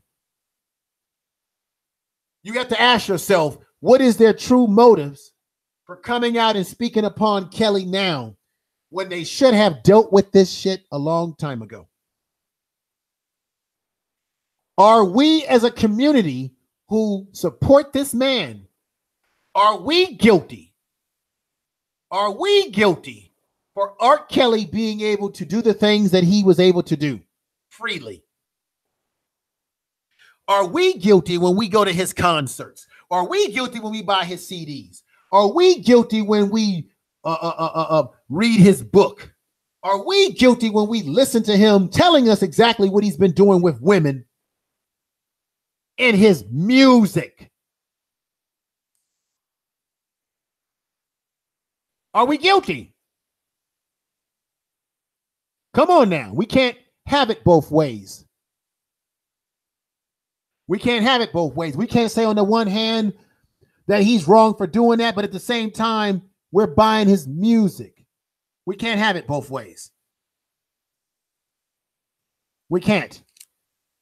Either we see this man as a predator who should be outed out of our communities, either we stop going to his concerts.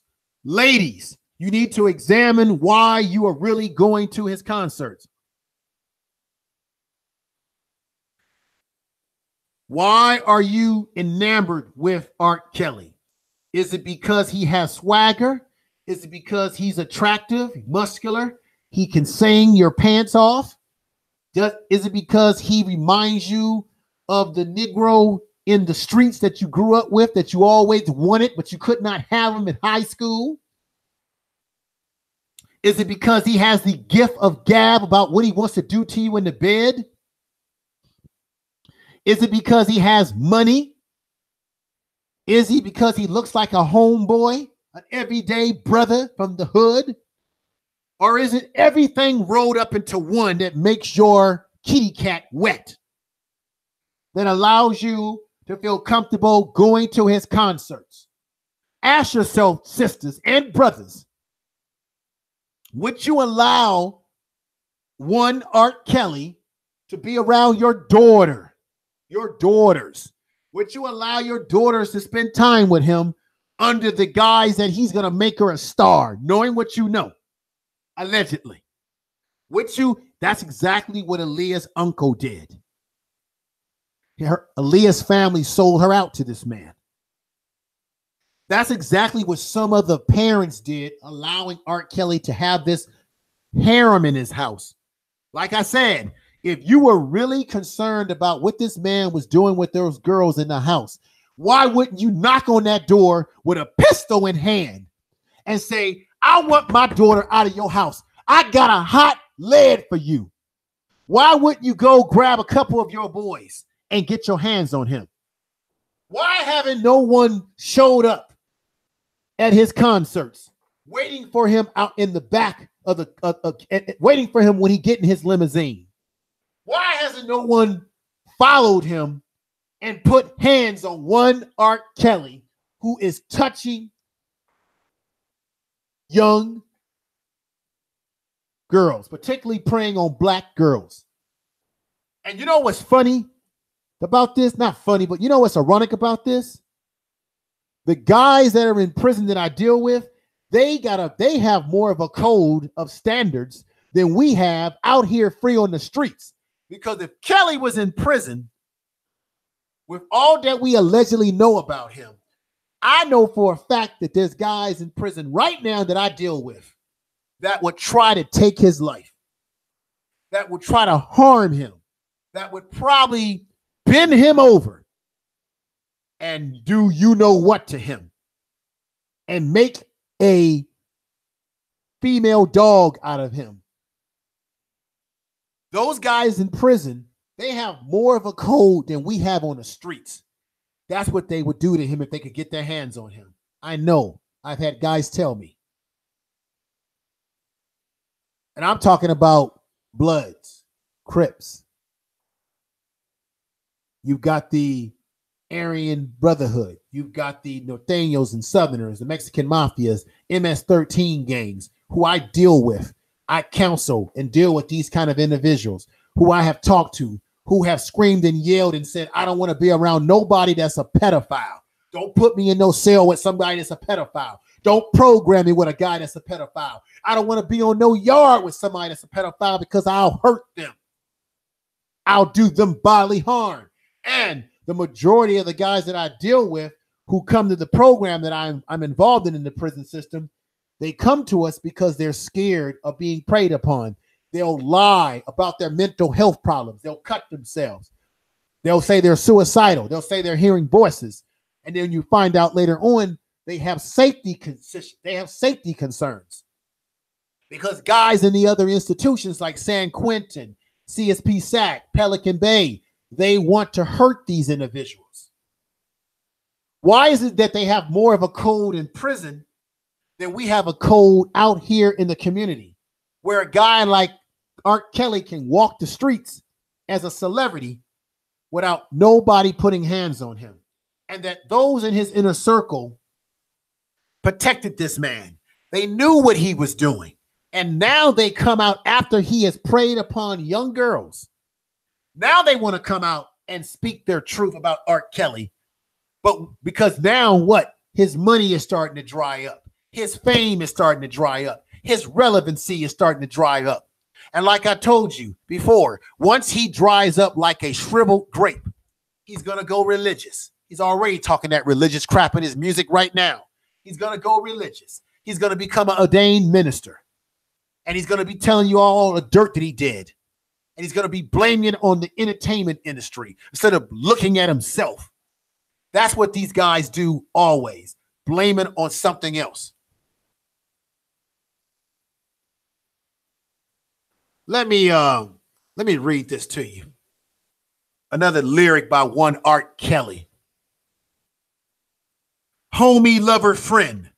Homie, lover, friend is what I'm looking for. Someone who can relate to what I have in store.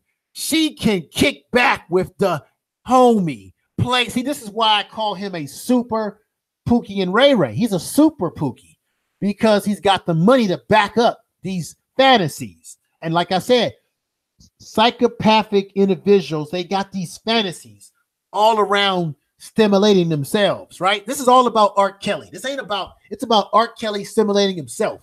It's about Art Kelley using his profession to prey on girls. Just like a pedophile uses candy, gifts, hangs around schools. That's what they use. If your goal is to get young girls, you go to where young girls are, you harness them. If I want to catch fish, I use the right bait for them. Art Kelley uses his lyrics, his music, and his fame as the bait to get young girls. And then he's able to manipulate grown-ass people to participate in his narcissism and his pathology. Homie, lover, friend is what I'm looking for. Someone who can relate to what I have in store. She can kick it back. She can kick back with the homie, play the stroke, and getting played. That down to earth girl from around the world. Hey, we will be together for all times. I need a homie, lover, friend that will always be mine. A homie, lover, friend is what I'm looking for. She can relate to my sex drive. So, Art Kelley, are you saying that young underage black women can relate to your sex drive as a grown man? Allegedly. Allegedly. So that's what I'm saying, folks. That's what I'm saying. This is Art Kelley got away with what he's doing because we as a community allowed him to get away with what he was doing. We were implicit in it and supporting his music. Once we found out what he was doing, we became implicit. The families who gave their daughters to him because of the hope of fame and damn singing careers, they were implicit. Family members who believed in this man, they were implicit. The music industry that knew he was doing this kind of stuff, they were implicit. The celebrities that knew he was doing this shit and still were rocking with him, they were implicit. Everybody was implicit. Art Kelley shouldn't be able to walk the streets of Chicago. He shouldn't be able to walk the streets of Hollywood or any place in the world. He should not be able to do a concert with women and men supporting his concert. Black women, you talk about black men respecting you.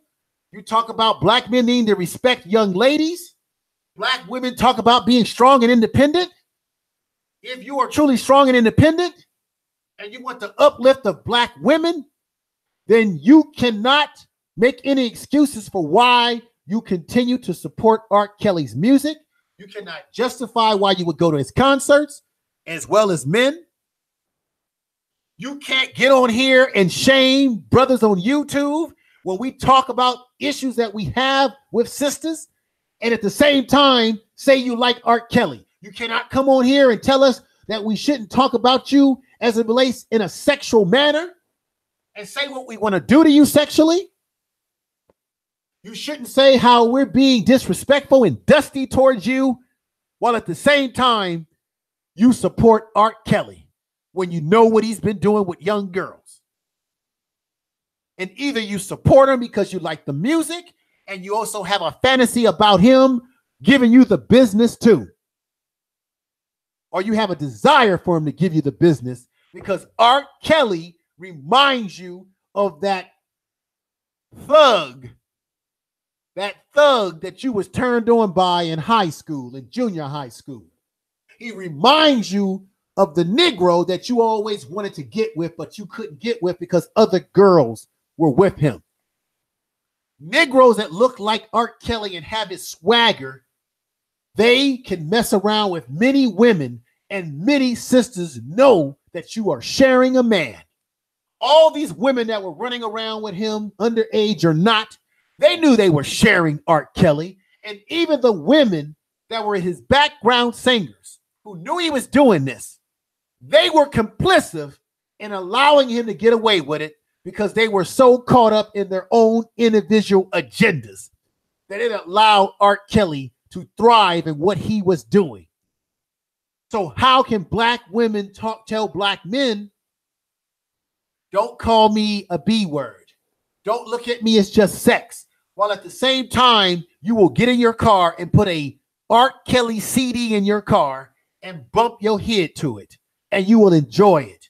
And the problem with individuals like Art Kelly who come from the streets is that you have sisters. I'm saying some sisters. I'm not speaking to all sisters. So if this ain't you, let it fly.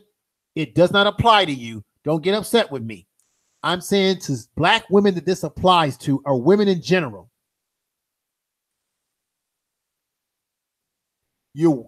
Art Kelly embodies the thug or the super pookie that you have desired, or he reminds you of the dudes that you were messing around with in your younger years. This is the type of dudes that make your you know what wet. And I think when Art Kelly sings music and has money and fame, as I said before, it causes you to forgive him for his indiscretions. It causes you to psychologically forgive him, or either self-consciously or psychologically to forgive him, because you like the fact that he can sing and he's sexy, and you yourself would like to go to bed with him. And the question is, and I heard Nyla say this, any of the women in the chat room or women that are listening to this, if you were with Art Kelly yourself and he wanted to kiss you in the lips, how many of you would refuse to let him kiss you? I would argue if you say no, you're not being honest, because he's a celebrity. You're going to get excited. You're going to get nervous. You're going to go like, it's Art Kelly. He's giving me attention. If Art Kelly wanted to just simply give you a kiss on the lips, we're not talking about full-blown sex, just a smucker on the lips or even on the cheek, I bet you some of the same women who claim that he ain't no good now and those who haven't said anything would probably let Art Kelly kiss them on the cheek and get a damn autograph. And quiet as it's kept, there are some women out here who would probably give him a piece of ass. Just, they would do it on the under if nobody had to know about it.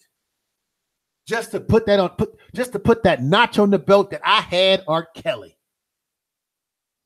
Even though you know this man ain't worth a paper bag in terms of his pathological behavior. His behavior. Some would say he's an alpha. No, he's not an alpha male, because an alpha male doesn't need to manipulate women to get women to go to bed with him. Or an alpha male isn't preying and looking for underage girls. An alpha male just is what he is, and women find him appealing, and women will approach you. Women will come to you. Which is why I don't need to be on YouTube constantly talking about, whining about women 24/7. I'll get on live streams occasionally on panels and give my opinions, but I don't have to do it 24/7, because if I want women, and I want women of age, and I want to appeal to women that I desire, I will get such women. I'm not a bad looking guy. I got a little gift of gab. I know how to carry myself with respect, confidence, assertiveness, and intelligence. And so this is why R. Kelly is able to get away with what he does. Once again, I'm going to leave you with these points, these talking points. R. Kelly has used spirituality to get us to follow him and forgive him for his indiscretions. He has used the funk in his music, the bump and grind. He has used the sexual fantasies in his music that appeals to men and women. He has used his sex appeal to the emotions in the coochie of women.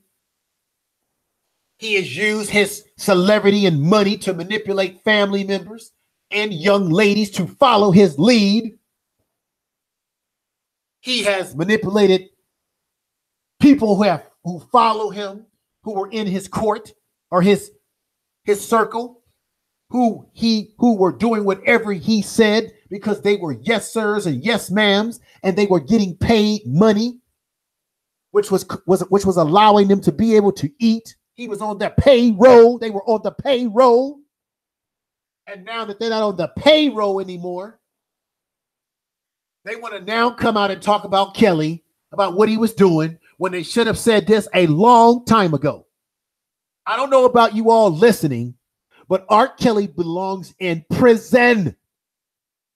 He belongs in there with the rest of the psychopaths in the narcissistic personality and criminal underbelly that I deal with.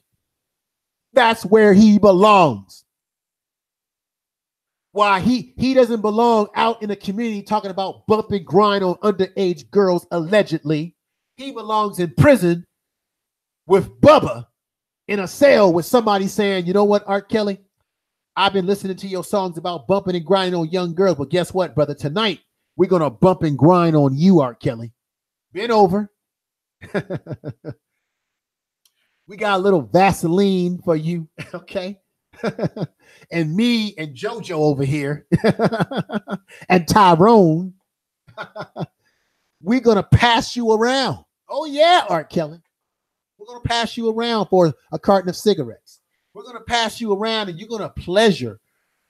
You're going to pleasure us. And while you pleasure us, we want you to sing with that sweet voice that you have, R. Kelly. That's what they would do to R. Kelly. I know this for a fact. I talk and deal with guys in prison, so I know the ideology that they use. They would definitely take care of his sweet mouth, his sweet lyrical mouth, and they would take care of his behind. And they would violate him the way he's been violating underage girls, whether they consented to it or not, because there is no consent when you're messing around with underage young ladies. Let me unloosen my avatar. I may bring some folks on to the panel to talk. And while I bring folks on, I'm going to have to warm my daughter's food up so that she can have a little bit of food. And believe me, she can't hear what we're saying because I have everything mic'd up through my system. But everyone, let me unloosen the avatar. And just keep this in mind. There is a psychology and a pathology to R. Kelly. What he uses, he plays on our most innocent. He plays on our spirituality, as I said earlier. Let me take this off of here real quick.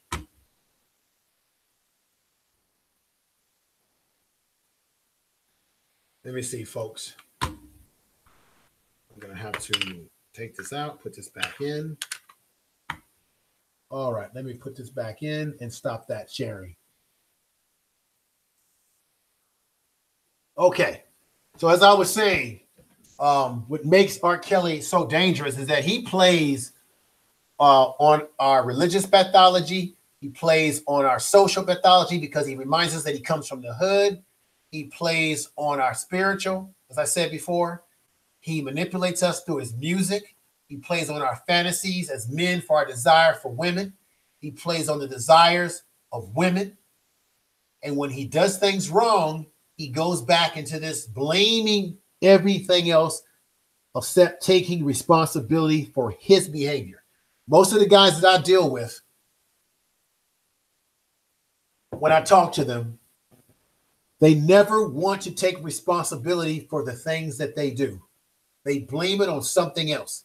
It's their arrogance, it's their behavior, it's their pathology. It is part of narcissistic personality and a psychopath. A psychopath has no empathy. They don't care about anybody, but only themselves. They're master manipulators. They can get people to do what they want people to do. They can blend in with the everyday person. And these traits can start early in life. So let me see who would like to come on and be a part of a short panel discussion. Who do I have in there? I mean, let me read off everybody that's coming in support. That's been that's here. We got Vonda Harris is in there. Vonda Harris is here. We got OT1. Thank you for being here. We got EE. You know what? I'm going to bring some of the ladies on. Maybe I should get the ladies' perspective on Art Kelley tonight for a short time and see what you all think. So let me see. Maybe I should, but let me give some shout outs again. We got Six Flags Days. Lisa Moore, yes, thank you for being here. Cousin, thank you for being here. Penny Sparks, thank you for being here. Andre Toppin Jr. Vonda Harris, thank you again. We got Anita B, thank you for being here. CRU, thank you for being here. Gigi, thank you for being here. Let me see, who else? We got we got Brother Dennis. We got the raging woman. I'm sorry, I always say that wrong. Raining woman. We got Q Butter. Let me bring a few people on if you want to talk further about this thing, about this situation with Art Kelley.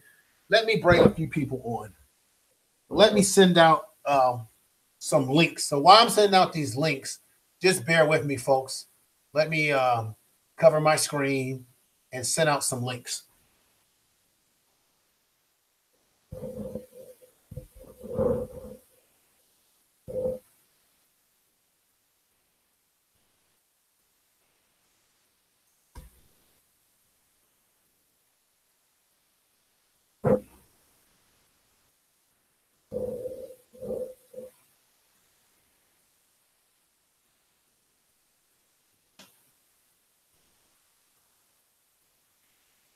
Okay, let me.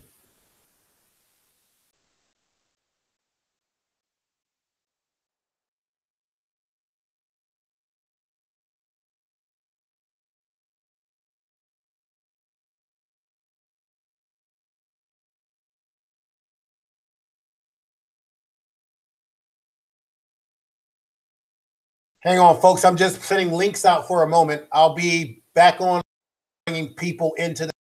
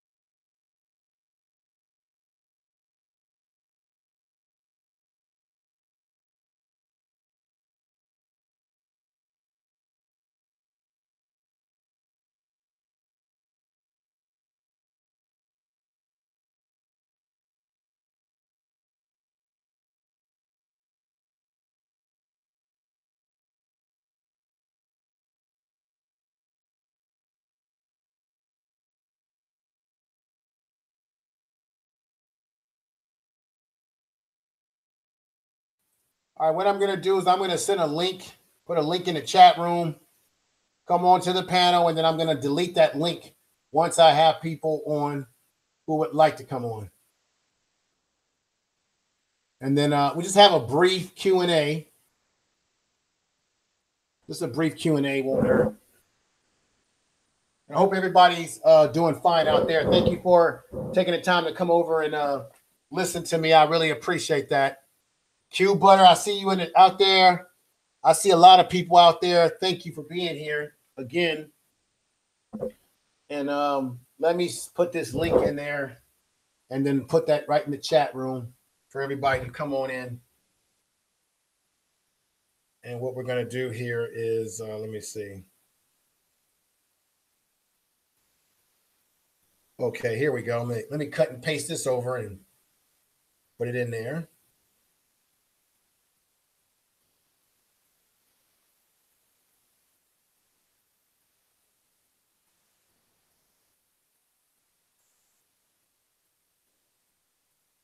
Okay, let me put this in there. Okay, there's a link. If anybody would like to come on and talk to me. Okay, let me put this in there. Okay, what's going on, Art? There's a link. If anybody would like to come on and talk to me. Okay, let me put this in there. There we go. I got it. All right, let me do something real quick. I don't know why. How Oops, I know what I'm doing. All right, let me do something real quick. It was my phone that was giving me all that feedback. How you doing, Brother Art? Yeah, I'm just over here with the fam here, so just chilling, listening, you know, in the background. I put a couple of links in for some folks to come on the panel and talk. We got Brother Bowman. Let me send one to Brother Daryl D. Darrell, because he's a therapist too. Okay. Get him on here. We'll see. Okay, let me see. And I would like to get some ladies on. I gotta have a female's perspective. Okay, let me see if I can get Brenda on here too, Brenda Johnson. And I'm gonna have you guys talk while I warm up my daughter's supper. But I don't know, Art, did you get a chance to hear any of what I was talking about? Yes, I'll probably do some additional stuff too, but I can't stay too long. Okay, then let me just go here. I'm gonna warm up my daughter's food. You all can start speaking. I've got I'm hoping to get where is Poetic Celts? I would love to have her in here. Let me send her a link. There's Silk's BB be scratching out there as well. Let me see, BB. Oh, I got her in my system, so I'm gonna send her an invite. All right.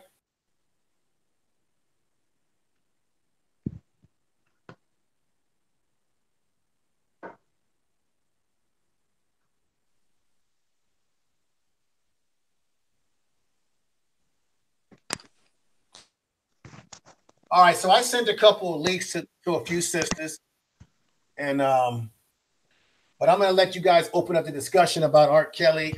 You heard some of what I said. I came into it from a different point of view. Looks like Gigi just fell off. Yeah, she probably has some stuff to do. Yeah. What I want to do, because I probably got about 10 minutes, but Okay. The part that people haven't made the connection with, you sort of touched on it, is that nobody's really talking about his connection with Peter Pan. Okay, Peter Pan is the same thing as the god Pan, the god of magic. And Peter Pan is not he's really not really a young boy. He's a half man, half woman type of entity. So it makes people manipulated because of the whole androgynous nature. So that's why, R. Kelly has a sense of being hard but soft at the same time.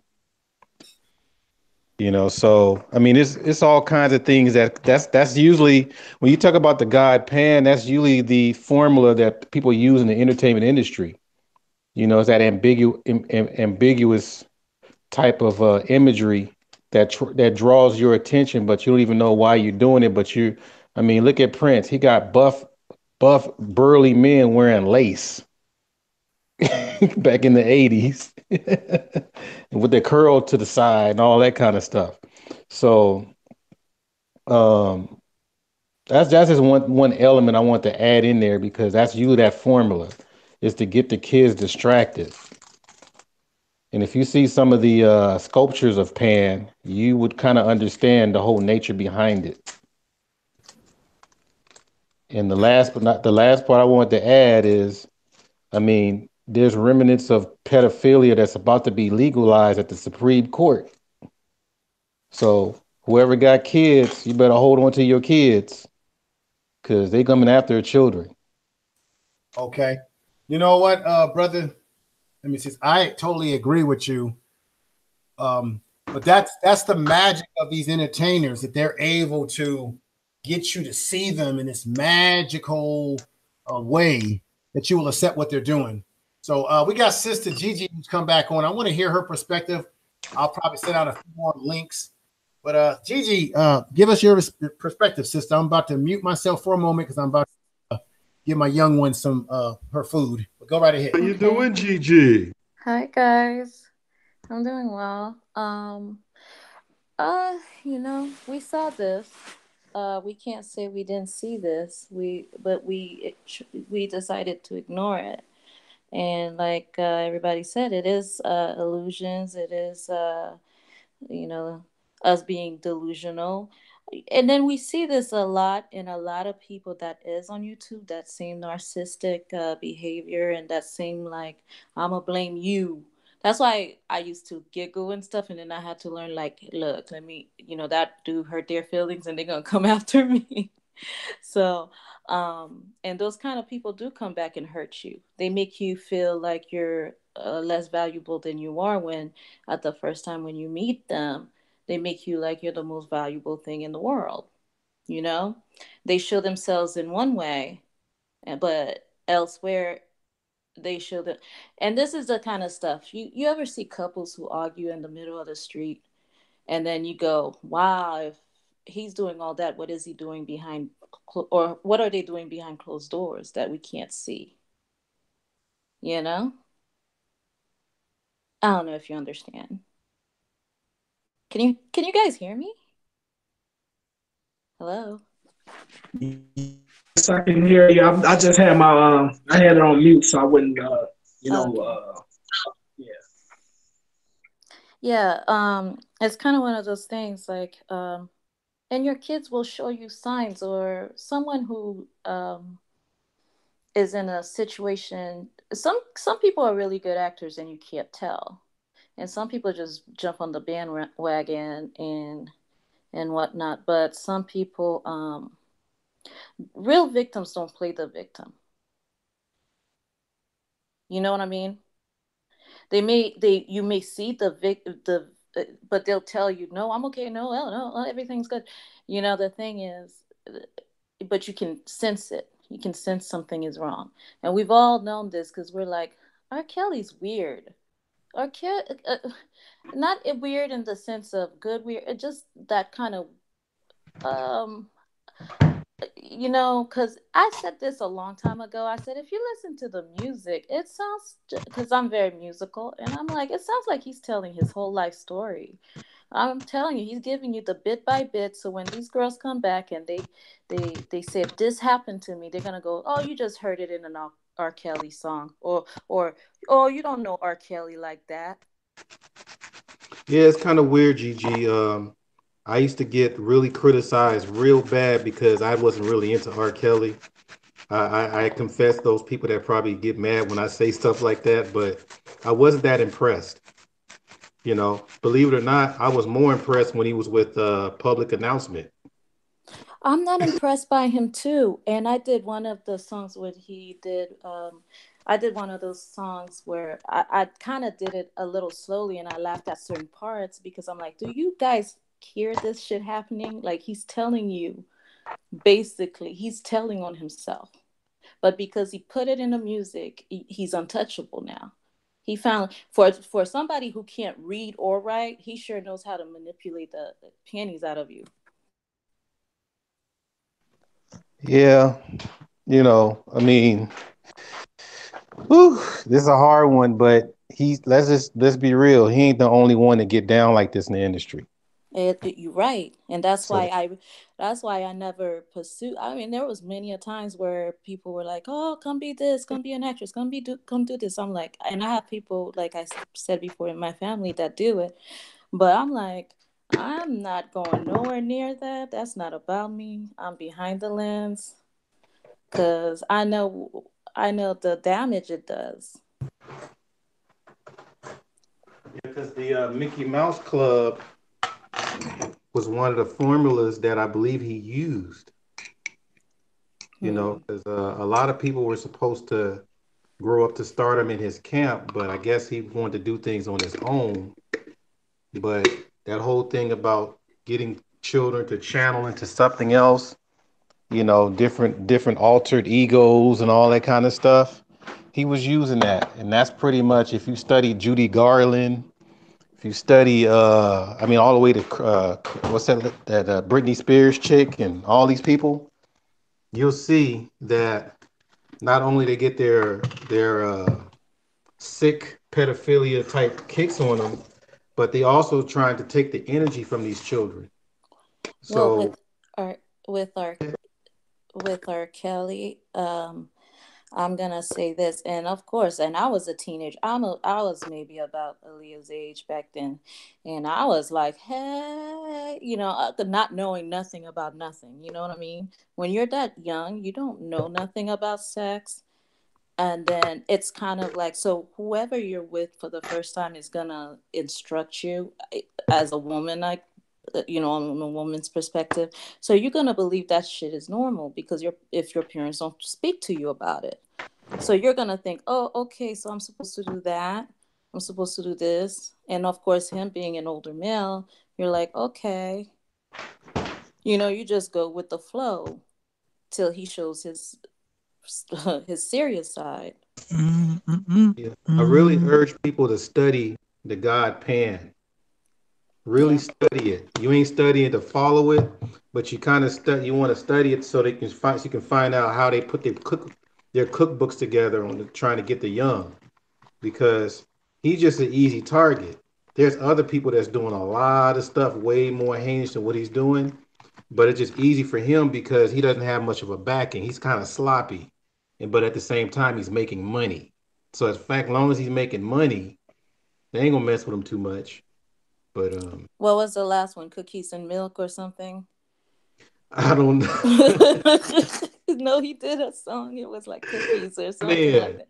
He was like cookies and milk. He says, I want some cookies with my milk. And I'm like, how about champagne and some? Yeah, he's throwing it in their face. He's really throwing it in people's face. But yes, he is. Eventually, if he ain't making no money, he's gone. You know, they gonna let the hounds after him.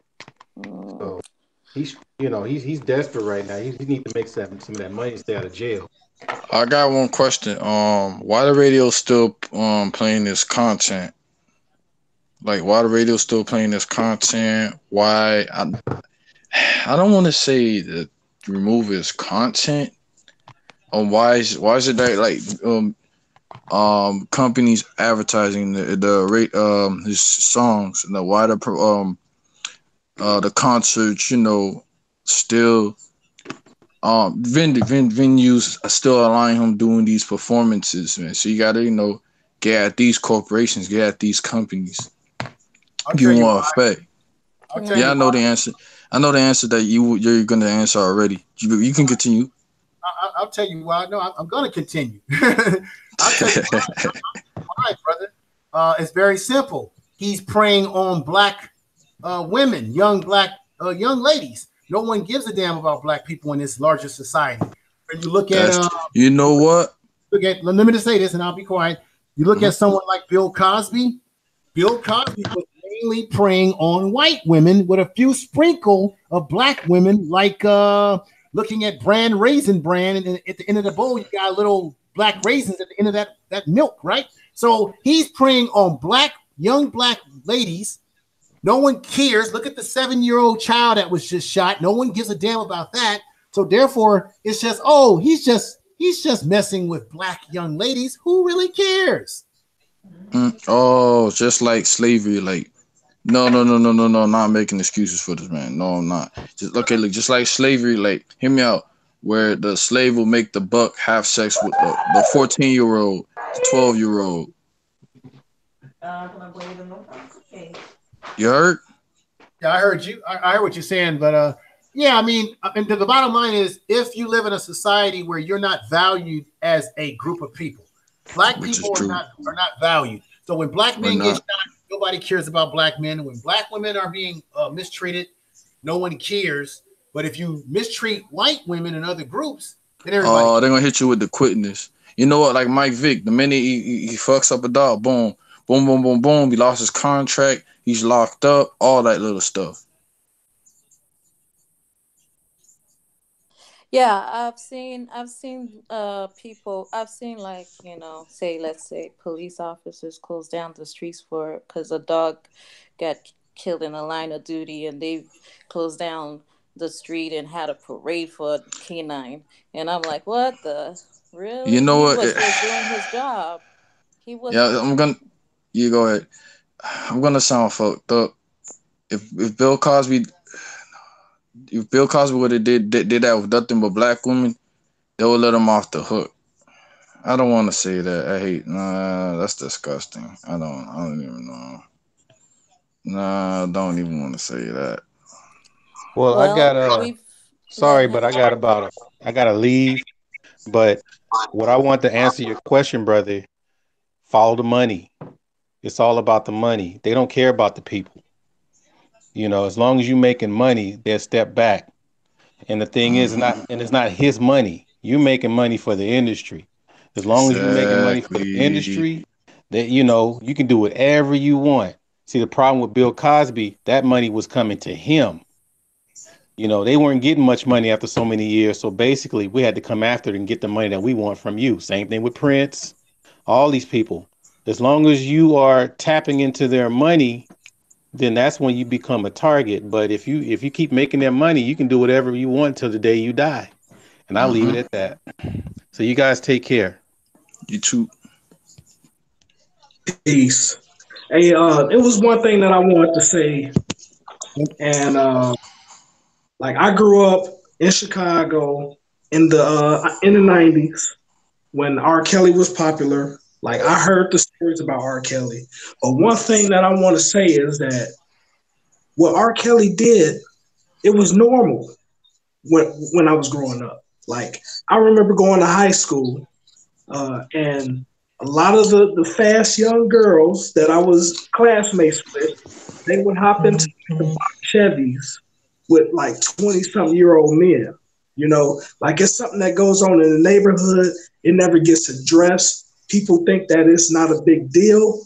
It's kept behind closed doors, and it's something that needs to be addressed. You know what I'm saying? Like we need to address that. We need to address men preying on young girls like that because it's hurting our community in the long run. You know what I'm saying? Like Yes. not only does it hurt relationships in the long run, you know, some women after going through certain experiences, they start questioning their sexuality and things like that, things of that nature, and there's a lot of confusion going on. And this, I'm not gonna say this is like the main cause, but it's one of the root causes of the confusion that's going on in the Black community. But that's pretty much what I wanted to say about that. Can I add to that? Like you said back then, and then it's a thing too with young ladies who wanna always date the guy who's older. I tend to be attracted to older guys, but then the thing at the end of the day is it's kind of like slow. Oh, hello, hello. Oh, I'm here. I'm here. I can't believe somebody must be. Oh, it's Not Renaissance. me. Hang on for a minute. I know who this Someone is. wants to join the chat. Go ahead and talk. I know who this. Okay, so but I was just kind of saying that basically, when it comes to that kind of behavior, it's okay. Let's say, okay, he married Aaliyah, whatnot, and it went on. Okay, and they did that age ain't nothing but and then they went on and stayed married. Then he never went back to messing with younger girls again. Then that would have been an exception, kind of, to the rule, possibly, you know. But he kept doing it and doing that, the same old thing, same old thing, same old thing. And the fact that he just sits there and we know what he's doing, we see it, You know, we see the young girls in the background. We've all seen the tape, and don't act like you ain't seen it. Because when that came out, that was the first thing everybody went to go get. We went to go get that copy to go. What did R. Kelly do? You know, because we never thought he would ever do that to nobody. You know, and we're like, he messed with Aaliyah. So now, then you gotta go. What did he do with Aaliyah? You know, because that's our baby girl. Well, I think part of the issue is that he, like, we as a people have allowed him to feel like he was above the law.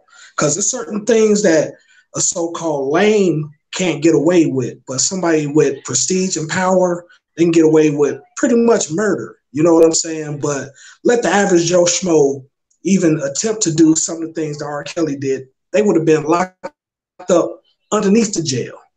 They would have been locked up. Sorry. All right. I mean, but you understand what I'm saying? Mm-hmm. It's like this, you know, like, regardless of how we feel, even if we think that is wrong, it is a unspoken for pecking order in society. And it goes on in our neighborhoods where it's like, if you don't fit certain descriptions, you ain't getting away with anything. But if you fit certain descriptions, you can get away with most of what other people can't get away with, you know? And it's on us as a Black community to take a strong look. We can't compare ourselves with the white folk. We can't compare ourselves with the Asians or the Latins. We got to focus on our people, and we got to get correct, because we already understand that we are under attack by society as a whole. So we can't do what everybody else do. We got to figure out how to improve on ourselves within our communities. It starts with ourselves individually, and then spreads out in our communities to where we could take control and take power back to where it needs to be.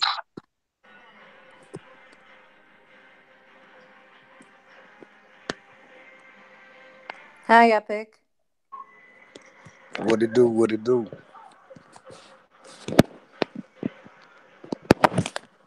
Your mic is on. That's why we thought you were gonna say something. No, my fault. My fault. Oh, but I was finished my point of view. Somebody else could speak. Okay. No,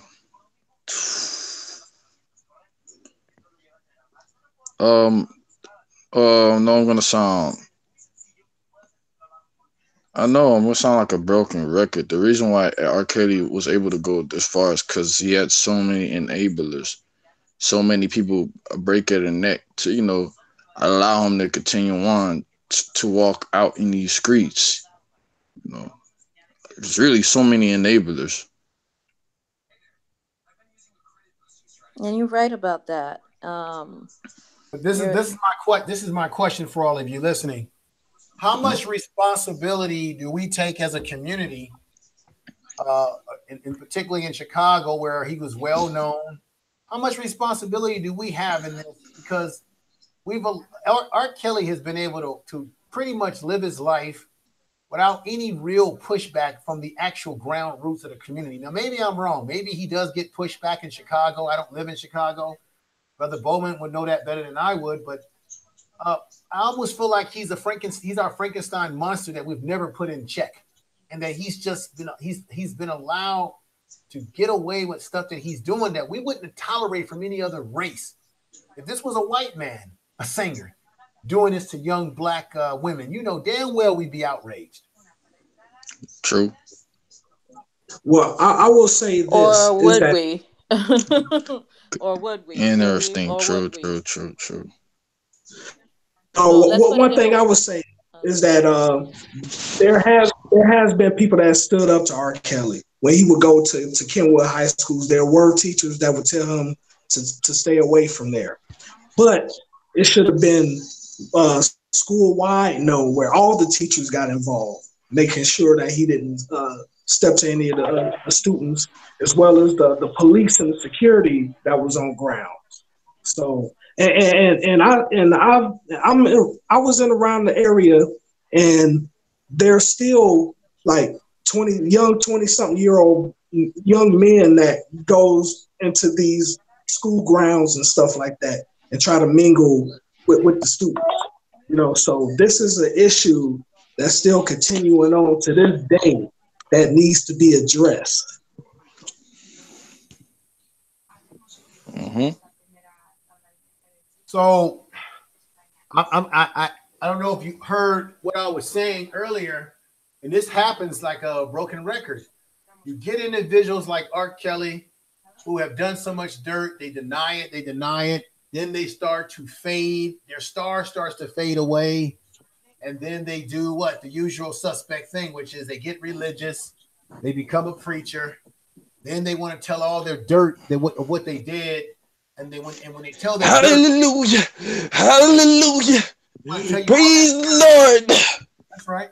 They want to tell you all their dirt under the guise of saying, I'm born again, forgive me, I did horrible things. This is what the industry was about, but I'm cleaned of that. And next thing you know, they're a damn minister of a church. Then you notice this stuff happens. And I agree with you, information, man. And yeah, it's our fault. We allow ourselves to get duped by these charismatic people.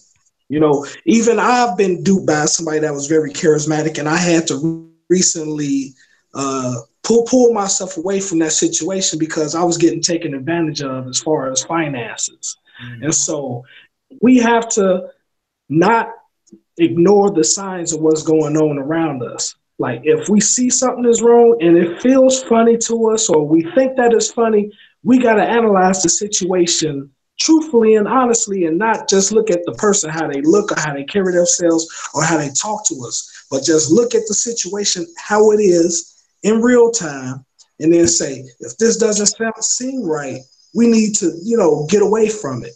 Like, like Bishop Eddie Long, he should have been under the jail, Then somebody like, what's that preacher that was in Baltimore? What's his name? I can't think of his name right now, but he had a child out of wedlock while he was married. You're talking about what's that? What's that? He's a well-known preacher. Yes. Isn't his ex-wife on that what's that reality show? He was married to a sister that's on a reality show over there in Potomac, Maryland. What's the name of that show? Yes, that's the one. Oh yeah, or the pastor. What's that, brother? The pastor that. Shoot, I don't know. Or that pastor that did cocaine and died. No, literally. How about I give you a great You can't make this up. No, how about I give you a great example of, and I might get hated on for this, but OJ writing that book, If I Did It. Come on now. I know. Ooh, it got quiet. No. OJ was a plum butt fool. And he had left the black community a long time ago. Yeah. Yeah. But then I'm saying to write a book that says, if I did it. Like, why would you even do that? But it's like R. Kelley writing everything that he's done in his lyrics. Oh, you mean the admitted track? Well, they do admit it. It's not like they boldface lie. They don't boldface lie to you. What it is they got people around them saying, "Don't say that, don't say that," because really, narcissist people, they'll snitch on themselves. They stay really quiet. They'll tell you the truth, and then you think that can't be true, and they'd be like, "Okay, can't be." You know what I mean? So it's kind of like you kind of have to go, The playing game, they play chess. To tell you the truth, they think they're playing chess, but they're really playing checkers. It's up to you to learn the game.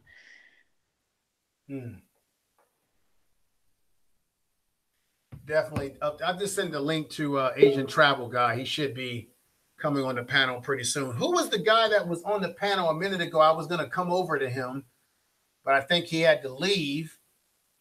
Who was the guy that was on here not too long ago? Epic, I believe. Yeah, where did he go? Hey, brother Epic, if you're out there, come on back on, brother. I was going to come over and let you speak. I know you were quiet.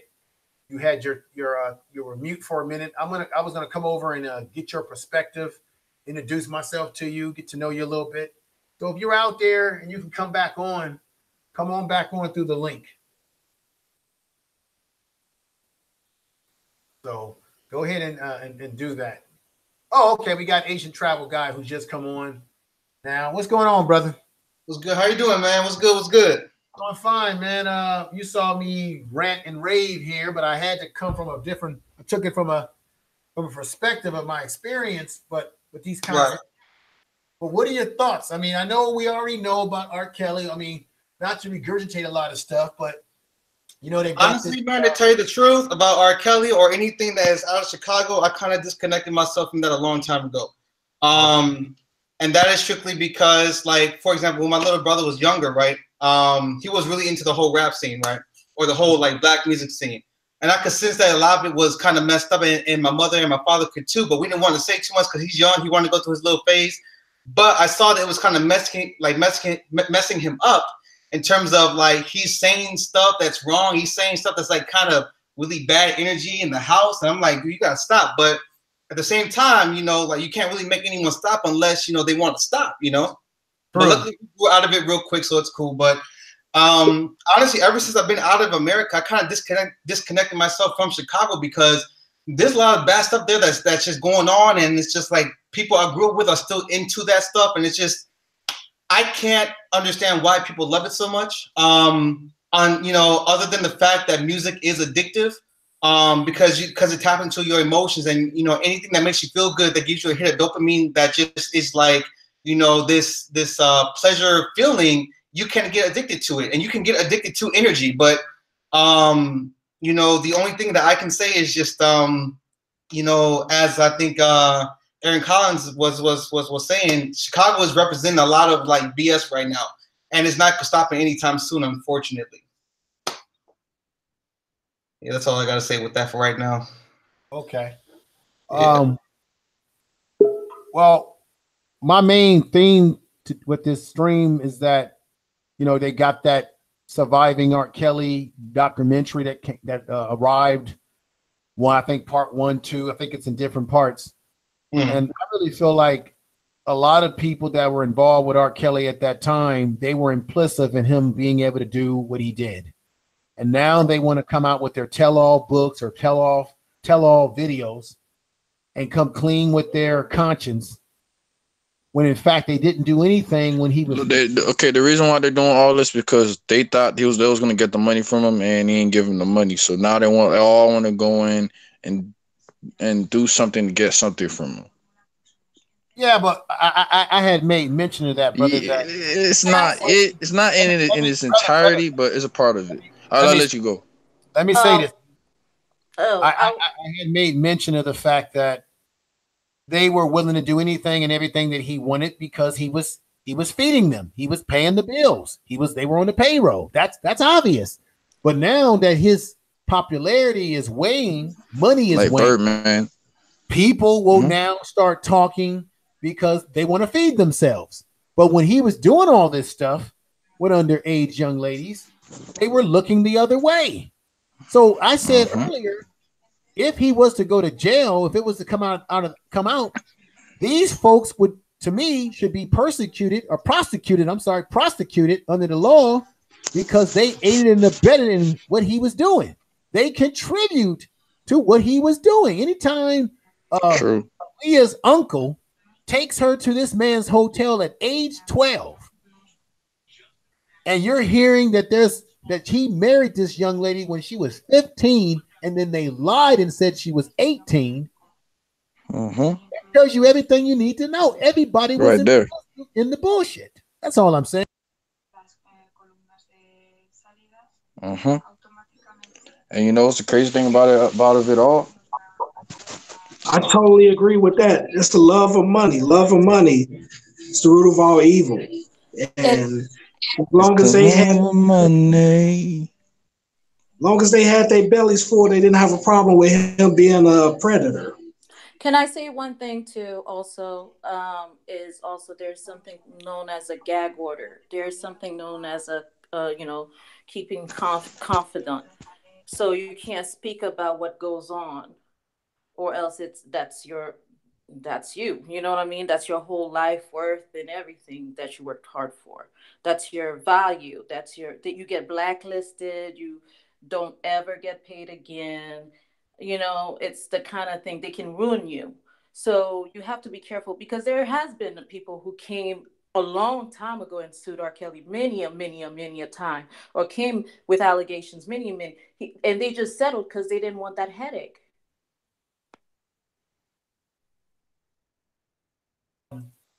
What I'm gonna do, because I've been on here for a while and I pretty much have said everything that needed to be said in terms of this subject from my perspective. But mark my words, something's gonna come down the wash. And at some point in time, R. Kelly is going to do what a lot of Black celebrities do. He's going to lean on the church for forgiveness. He's going to lean on us for forgiveness. And quite a few of us will forgive R. Kelly when he, he humbles himself before God, and he cries and he screams. Nah, if he would have humbled himself, he would have done that already, earlier. True, from the jump. True, but brother, this is the lesson to learn here. I can name many people who have done nasty things that have gone back to the church and cleaned themselves up, and they're running around here disguising themselves as preachers and motivational speakers. No. I'll even take a step. Look, okay, with someone. Oh yeah, with someone who's sincere, like I know if they done okay. Let's say, I don't know, okay, someone where to break the wall, or fucking, I don't know, fuck up their windshield, they can't afford it, no shit like that, they fucked it up. It's okay, man, I'm gonna do whatever I can. It takes wash your car, pick up the cans, do whatever. Like, yeah, if they're on that tip, you didn't there. But if they're on that tip of, nah, if I had an opportunity to do it, I would do it again. Nah, those are the people like that are not really, willing to, do shit the right way. You know what I mean? I'm going to end with this. And he's one of those people. I'm going to end this stream, but let me end with this and just say, as a solution to everybody out there who has children, family members, don't sell your child out for the opportunity of a quote unquote possible stardom.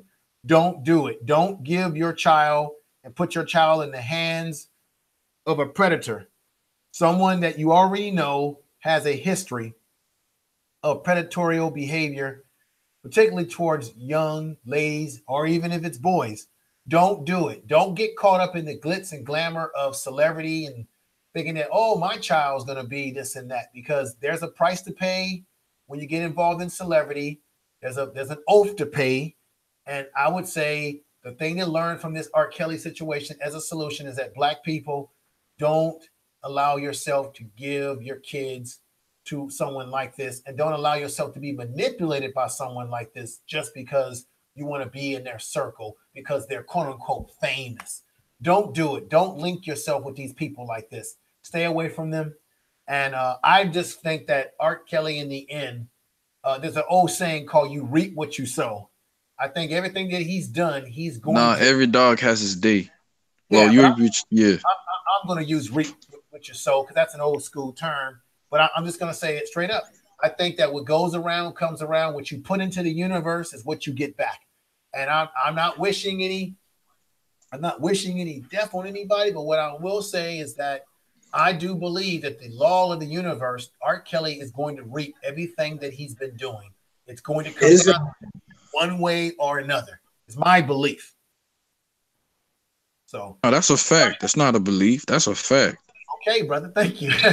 Anybody has any last words? I'm going to end the stream. I've been on for quite a long time. I know there's others people want to check out tonight, but go right ahead. Last words.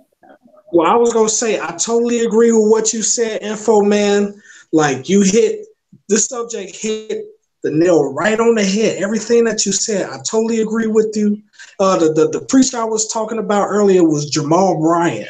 But, Jamal Bryant. Yeah, so we got to just be honest with ourselves. That's it. Just be honest with ourselves, period. Mm-hmm. Yeah, Jamal Bryant is a very shady preacher. I remember watching Brother Boom Boom in Baltimore, where I was born, who's an activist, called Jamal Bryant out and told him, Baltimore don't want you here. You ain't real. Get the hell out of Baltimore. Because he's like a, what do you call it? Like one of those traveling lawyers, like a taxi car. He's always looking for the biggest and most exciting situation to bring attention to himself. And he came into the community in Baltimore somewhere and tried to think that he could attach himself to a movement that was being led by Boom Boom and some of the street activists there. And they told Jamal Bryant to get the hell out of here. Get your, you know what, out of here. We know how phony you are, right? And I said, wow, that's a real cat from the community talking real talk. Well, since that time, they've sort of made up and they've sort of come to an understanding as after he got called out by this brother Boom Boom. But I don't trust any of these preachers on television. I don't trust TJ Jakes or whatever he calls himself, Cleflo Dollar. I don't trust. My mom used to love them dudes, man. Oh my God. Creflo steal your dollar. I don't trust individuals because, oh my God, that's crazy. Like I said, y'all, I'm telling you, this 2019, Art Kelly is going to become an ordained minister or some religious counselor, and he's going to be on television, clarifying or what do you call it, saying what he did, talking about the sex and the drugs and the things that he indulged in, and then he's going to be using the religion to get us to forget about how nasty he was, because we're going to say, oh, I forgive him because I'm a good Christian and he has cleaned himself up, and look at him. He's a minister now. Mark my word, this guy is going to be using religion as his next con game when music is no longer an option for him. You'll see, and he'll be singing in the church, singing in the gospel choir. He'll go from singing music about sex to singing about spirituality because he already does it in his music right now. He mixes it between sex and spirituality. That's the power of his manipulation upon us. So I'm going to leave it with that. But that's the thing, like with religion, though, especially like Christianity, like you're able to call on something outside of yourself for forgiveness. Whereas like if you took it upon yourself to take responsibility for your own actions, something like, and this is why I like being in Asia so much with the whole Buddhism thing, because it teaches you that you are your own best and worst enemy. Like you're your best friend and your worst enemy. Take it upon yourself to actually, you know, take responsibility for each and every one of your actions. Because if you do not, then at the end of the day, no matter who you're trying to blame outside, you are the one who has to bear that consequence. No matter what, at the end of the day, the real always comes out. It always comes out. So yeah, you do reap what you sow, because no matter what, if you want to, you know, call on God for forgiveness or call on the people through God for forgiveness, whatever, it's cool. But like, if you can actually take it upon yourself, you will actually live a better life if you actually know that each and every single one of your actions has a consequence, and this whole karma thing is actually really, really real. And that's one of the best things that I have learned while living here in Asia. So like, yeah, it's cool. I could say something. I could attest to that. Now I'm gonna go beyond the R. Kelly shit. I mean, mind you, this is a culture. Well, it's not only the culture here in America. This is a culture where a group of people had their families stripped away from, separated from. It's even gotten to the point to where nobody know who was who, if they was related to that person to that person, because like I said, they was separated. They was stripped from each other. Like they was literally, they was like sold from one place to another place to another place. You couldn't tell if you would have seen that person in the street if they were cousins or not. Mm-hmm. No, well, my point I'm trying to make here is America has not allowed us, the group of people, to recover from this. Yeah, brother, I hear what you're saying. No. But our Kelly said, hell no. I hear what you're saying, brother. But I hear what you're saying. We have never been able to recover from in a lot of ways, but in this case, yeah, but we have to recover from. No, but from this case, oh yeah, like okay, you know what? Like hear me out. Like the Riley episode from Boondocks. Okay, from Boondocks. Okay, Riley was saying, yeah. brother, Hear me out. brother. I'm not gonna go down that road with you about boondocks and all this other stuff. I'm No. staying. I'm trying to get to the lesson. Like Riley saying, is all the brothers got shitted on? Yes, all the brothers got shitted on. But let's not act like this man ain't fucked up. Let's not act this. We gotta bring justice to this man. You gotta do something to this man. Throw this man away. You should not we should not make excuses for this man. Well, this is what I was gonna say, brother. That's what I'm talking about. I know we know the history behind slavery and all of that. That's exactly what I was gonna say, is that despite the history, R. Kelly is one man who is responsible for his own behaviors. Now, I just set up here and broke down, I did an analysis on him. He has all the traits that I talked about. I don't care if he was white, yellow, black, or whatever color he is. He is what he is. This has been going on for a long time. Even the great, the great, when I said earlier in the show that Aretha Franklin had a relationship with Sam Cooke. Sam Cooke was messing around with Aretha Franklin when she was a young teenager as well. This has been going on for a long time with some of our celebrities. And we've been looking the other way for a long time. Not just black, you got white celebrities who do the same thing as well, messing around. Elvis Presley was messing around as well. These things happen. But at the end of the day, R. Kelly is a man, he must stand on what he did. And much as we want to use or talk about what happened in the past as far as racism, no, hell no.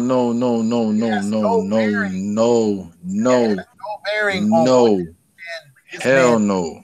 So that's what I'm saying, and that's how I'm gonna leave it. This is a man who stands, this is a man who did what he did because he was given the license to do it, and people were yes sirs and yes ma'ams around him. So I'm gonna leave it with that. I want to thank Gigi. You got any last words? Yeah. I was gonna say wait. I gotta Okay. Well, I just wanted to say quickly that I think R. Kelly met his match when when Lifetime took hit that story and made a 3-day series and whatnot with it, because guess who watches with Lifetime?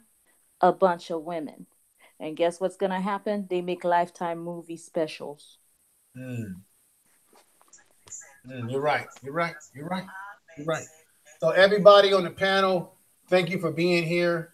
I'm going to sign out now because I've been on here. My bad for cutting you off. It's all right. I've been on here for quite some time, so I'm going to take a break and I'm going to have to end this right now. So I thank everybody for being on the panel. Just as a reminder, you won't see me doing a lot of celebrity stuff like this. I don't tend to do celebrity gossip or innuendo or talk. But I had to do this because R. Kelly, for better or worse, he has become a part of American Black culture, for worse or for better. And we need to recognize that reality based on the fact that we have enabled him as a group of people to have the success that he has and to get away with the sly stuff that he has gotten away with. And that's what I want to end with that. Thank you for being on. Everybody out there, thank you. Have a good evening, a good rest of your evening and day. Thank you. Let me take this off. This is the Information Man. Thank you for joining the program tonight. I will be doing more live streams in this sort of style from time to time, a radio type style, broadcasting through my speaker. I'll be bringing people on as guests. I'll be continuing to do interviews. Oh, on Tuesday, at about 7:30 p.m. Western time, which will be 9 o'clock Central Time and 10 o'clock Eastern Time, I'll be interviewing Brother Malcolm Fletcher, Malcolm Fletch TV. This brother is definitely, he's basically connected with Brother Ben X, and he'll come on and we're going to interview him and going to shoot through a number of topics, get his perspective on the way he sees things in this world and what's happening. So thank you, everybody. Gigi, Dennis, Brother Beaumont. We got Brother Asian Traveling Guy. Thank you for being on with us tonight. And with that said, signing out. Peace, everybody. Peace. Peace.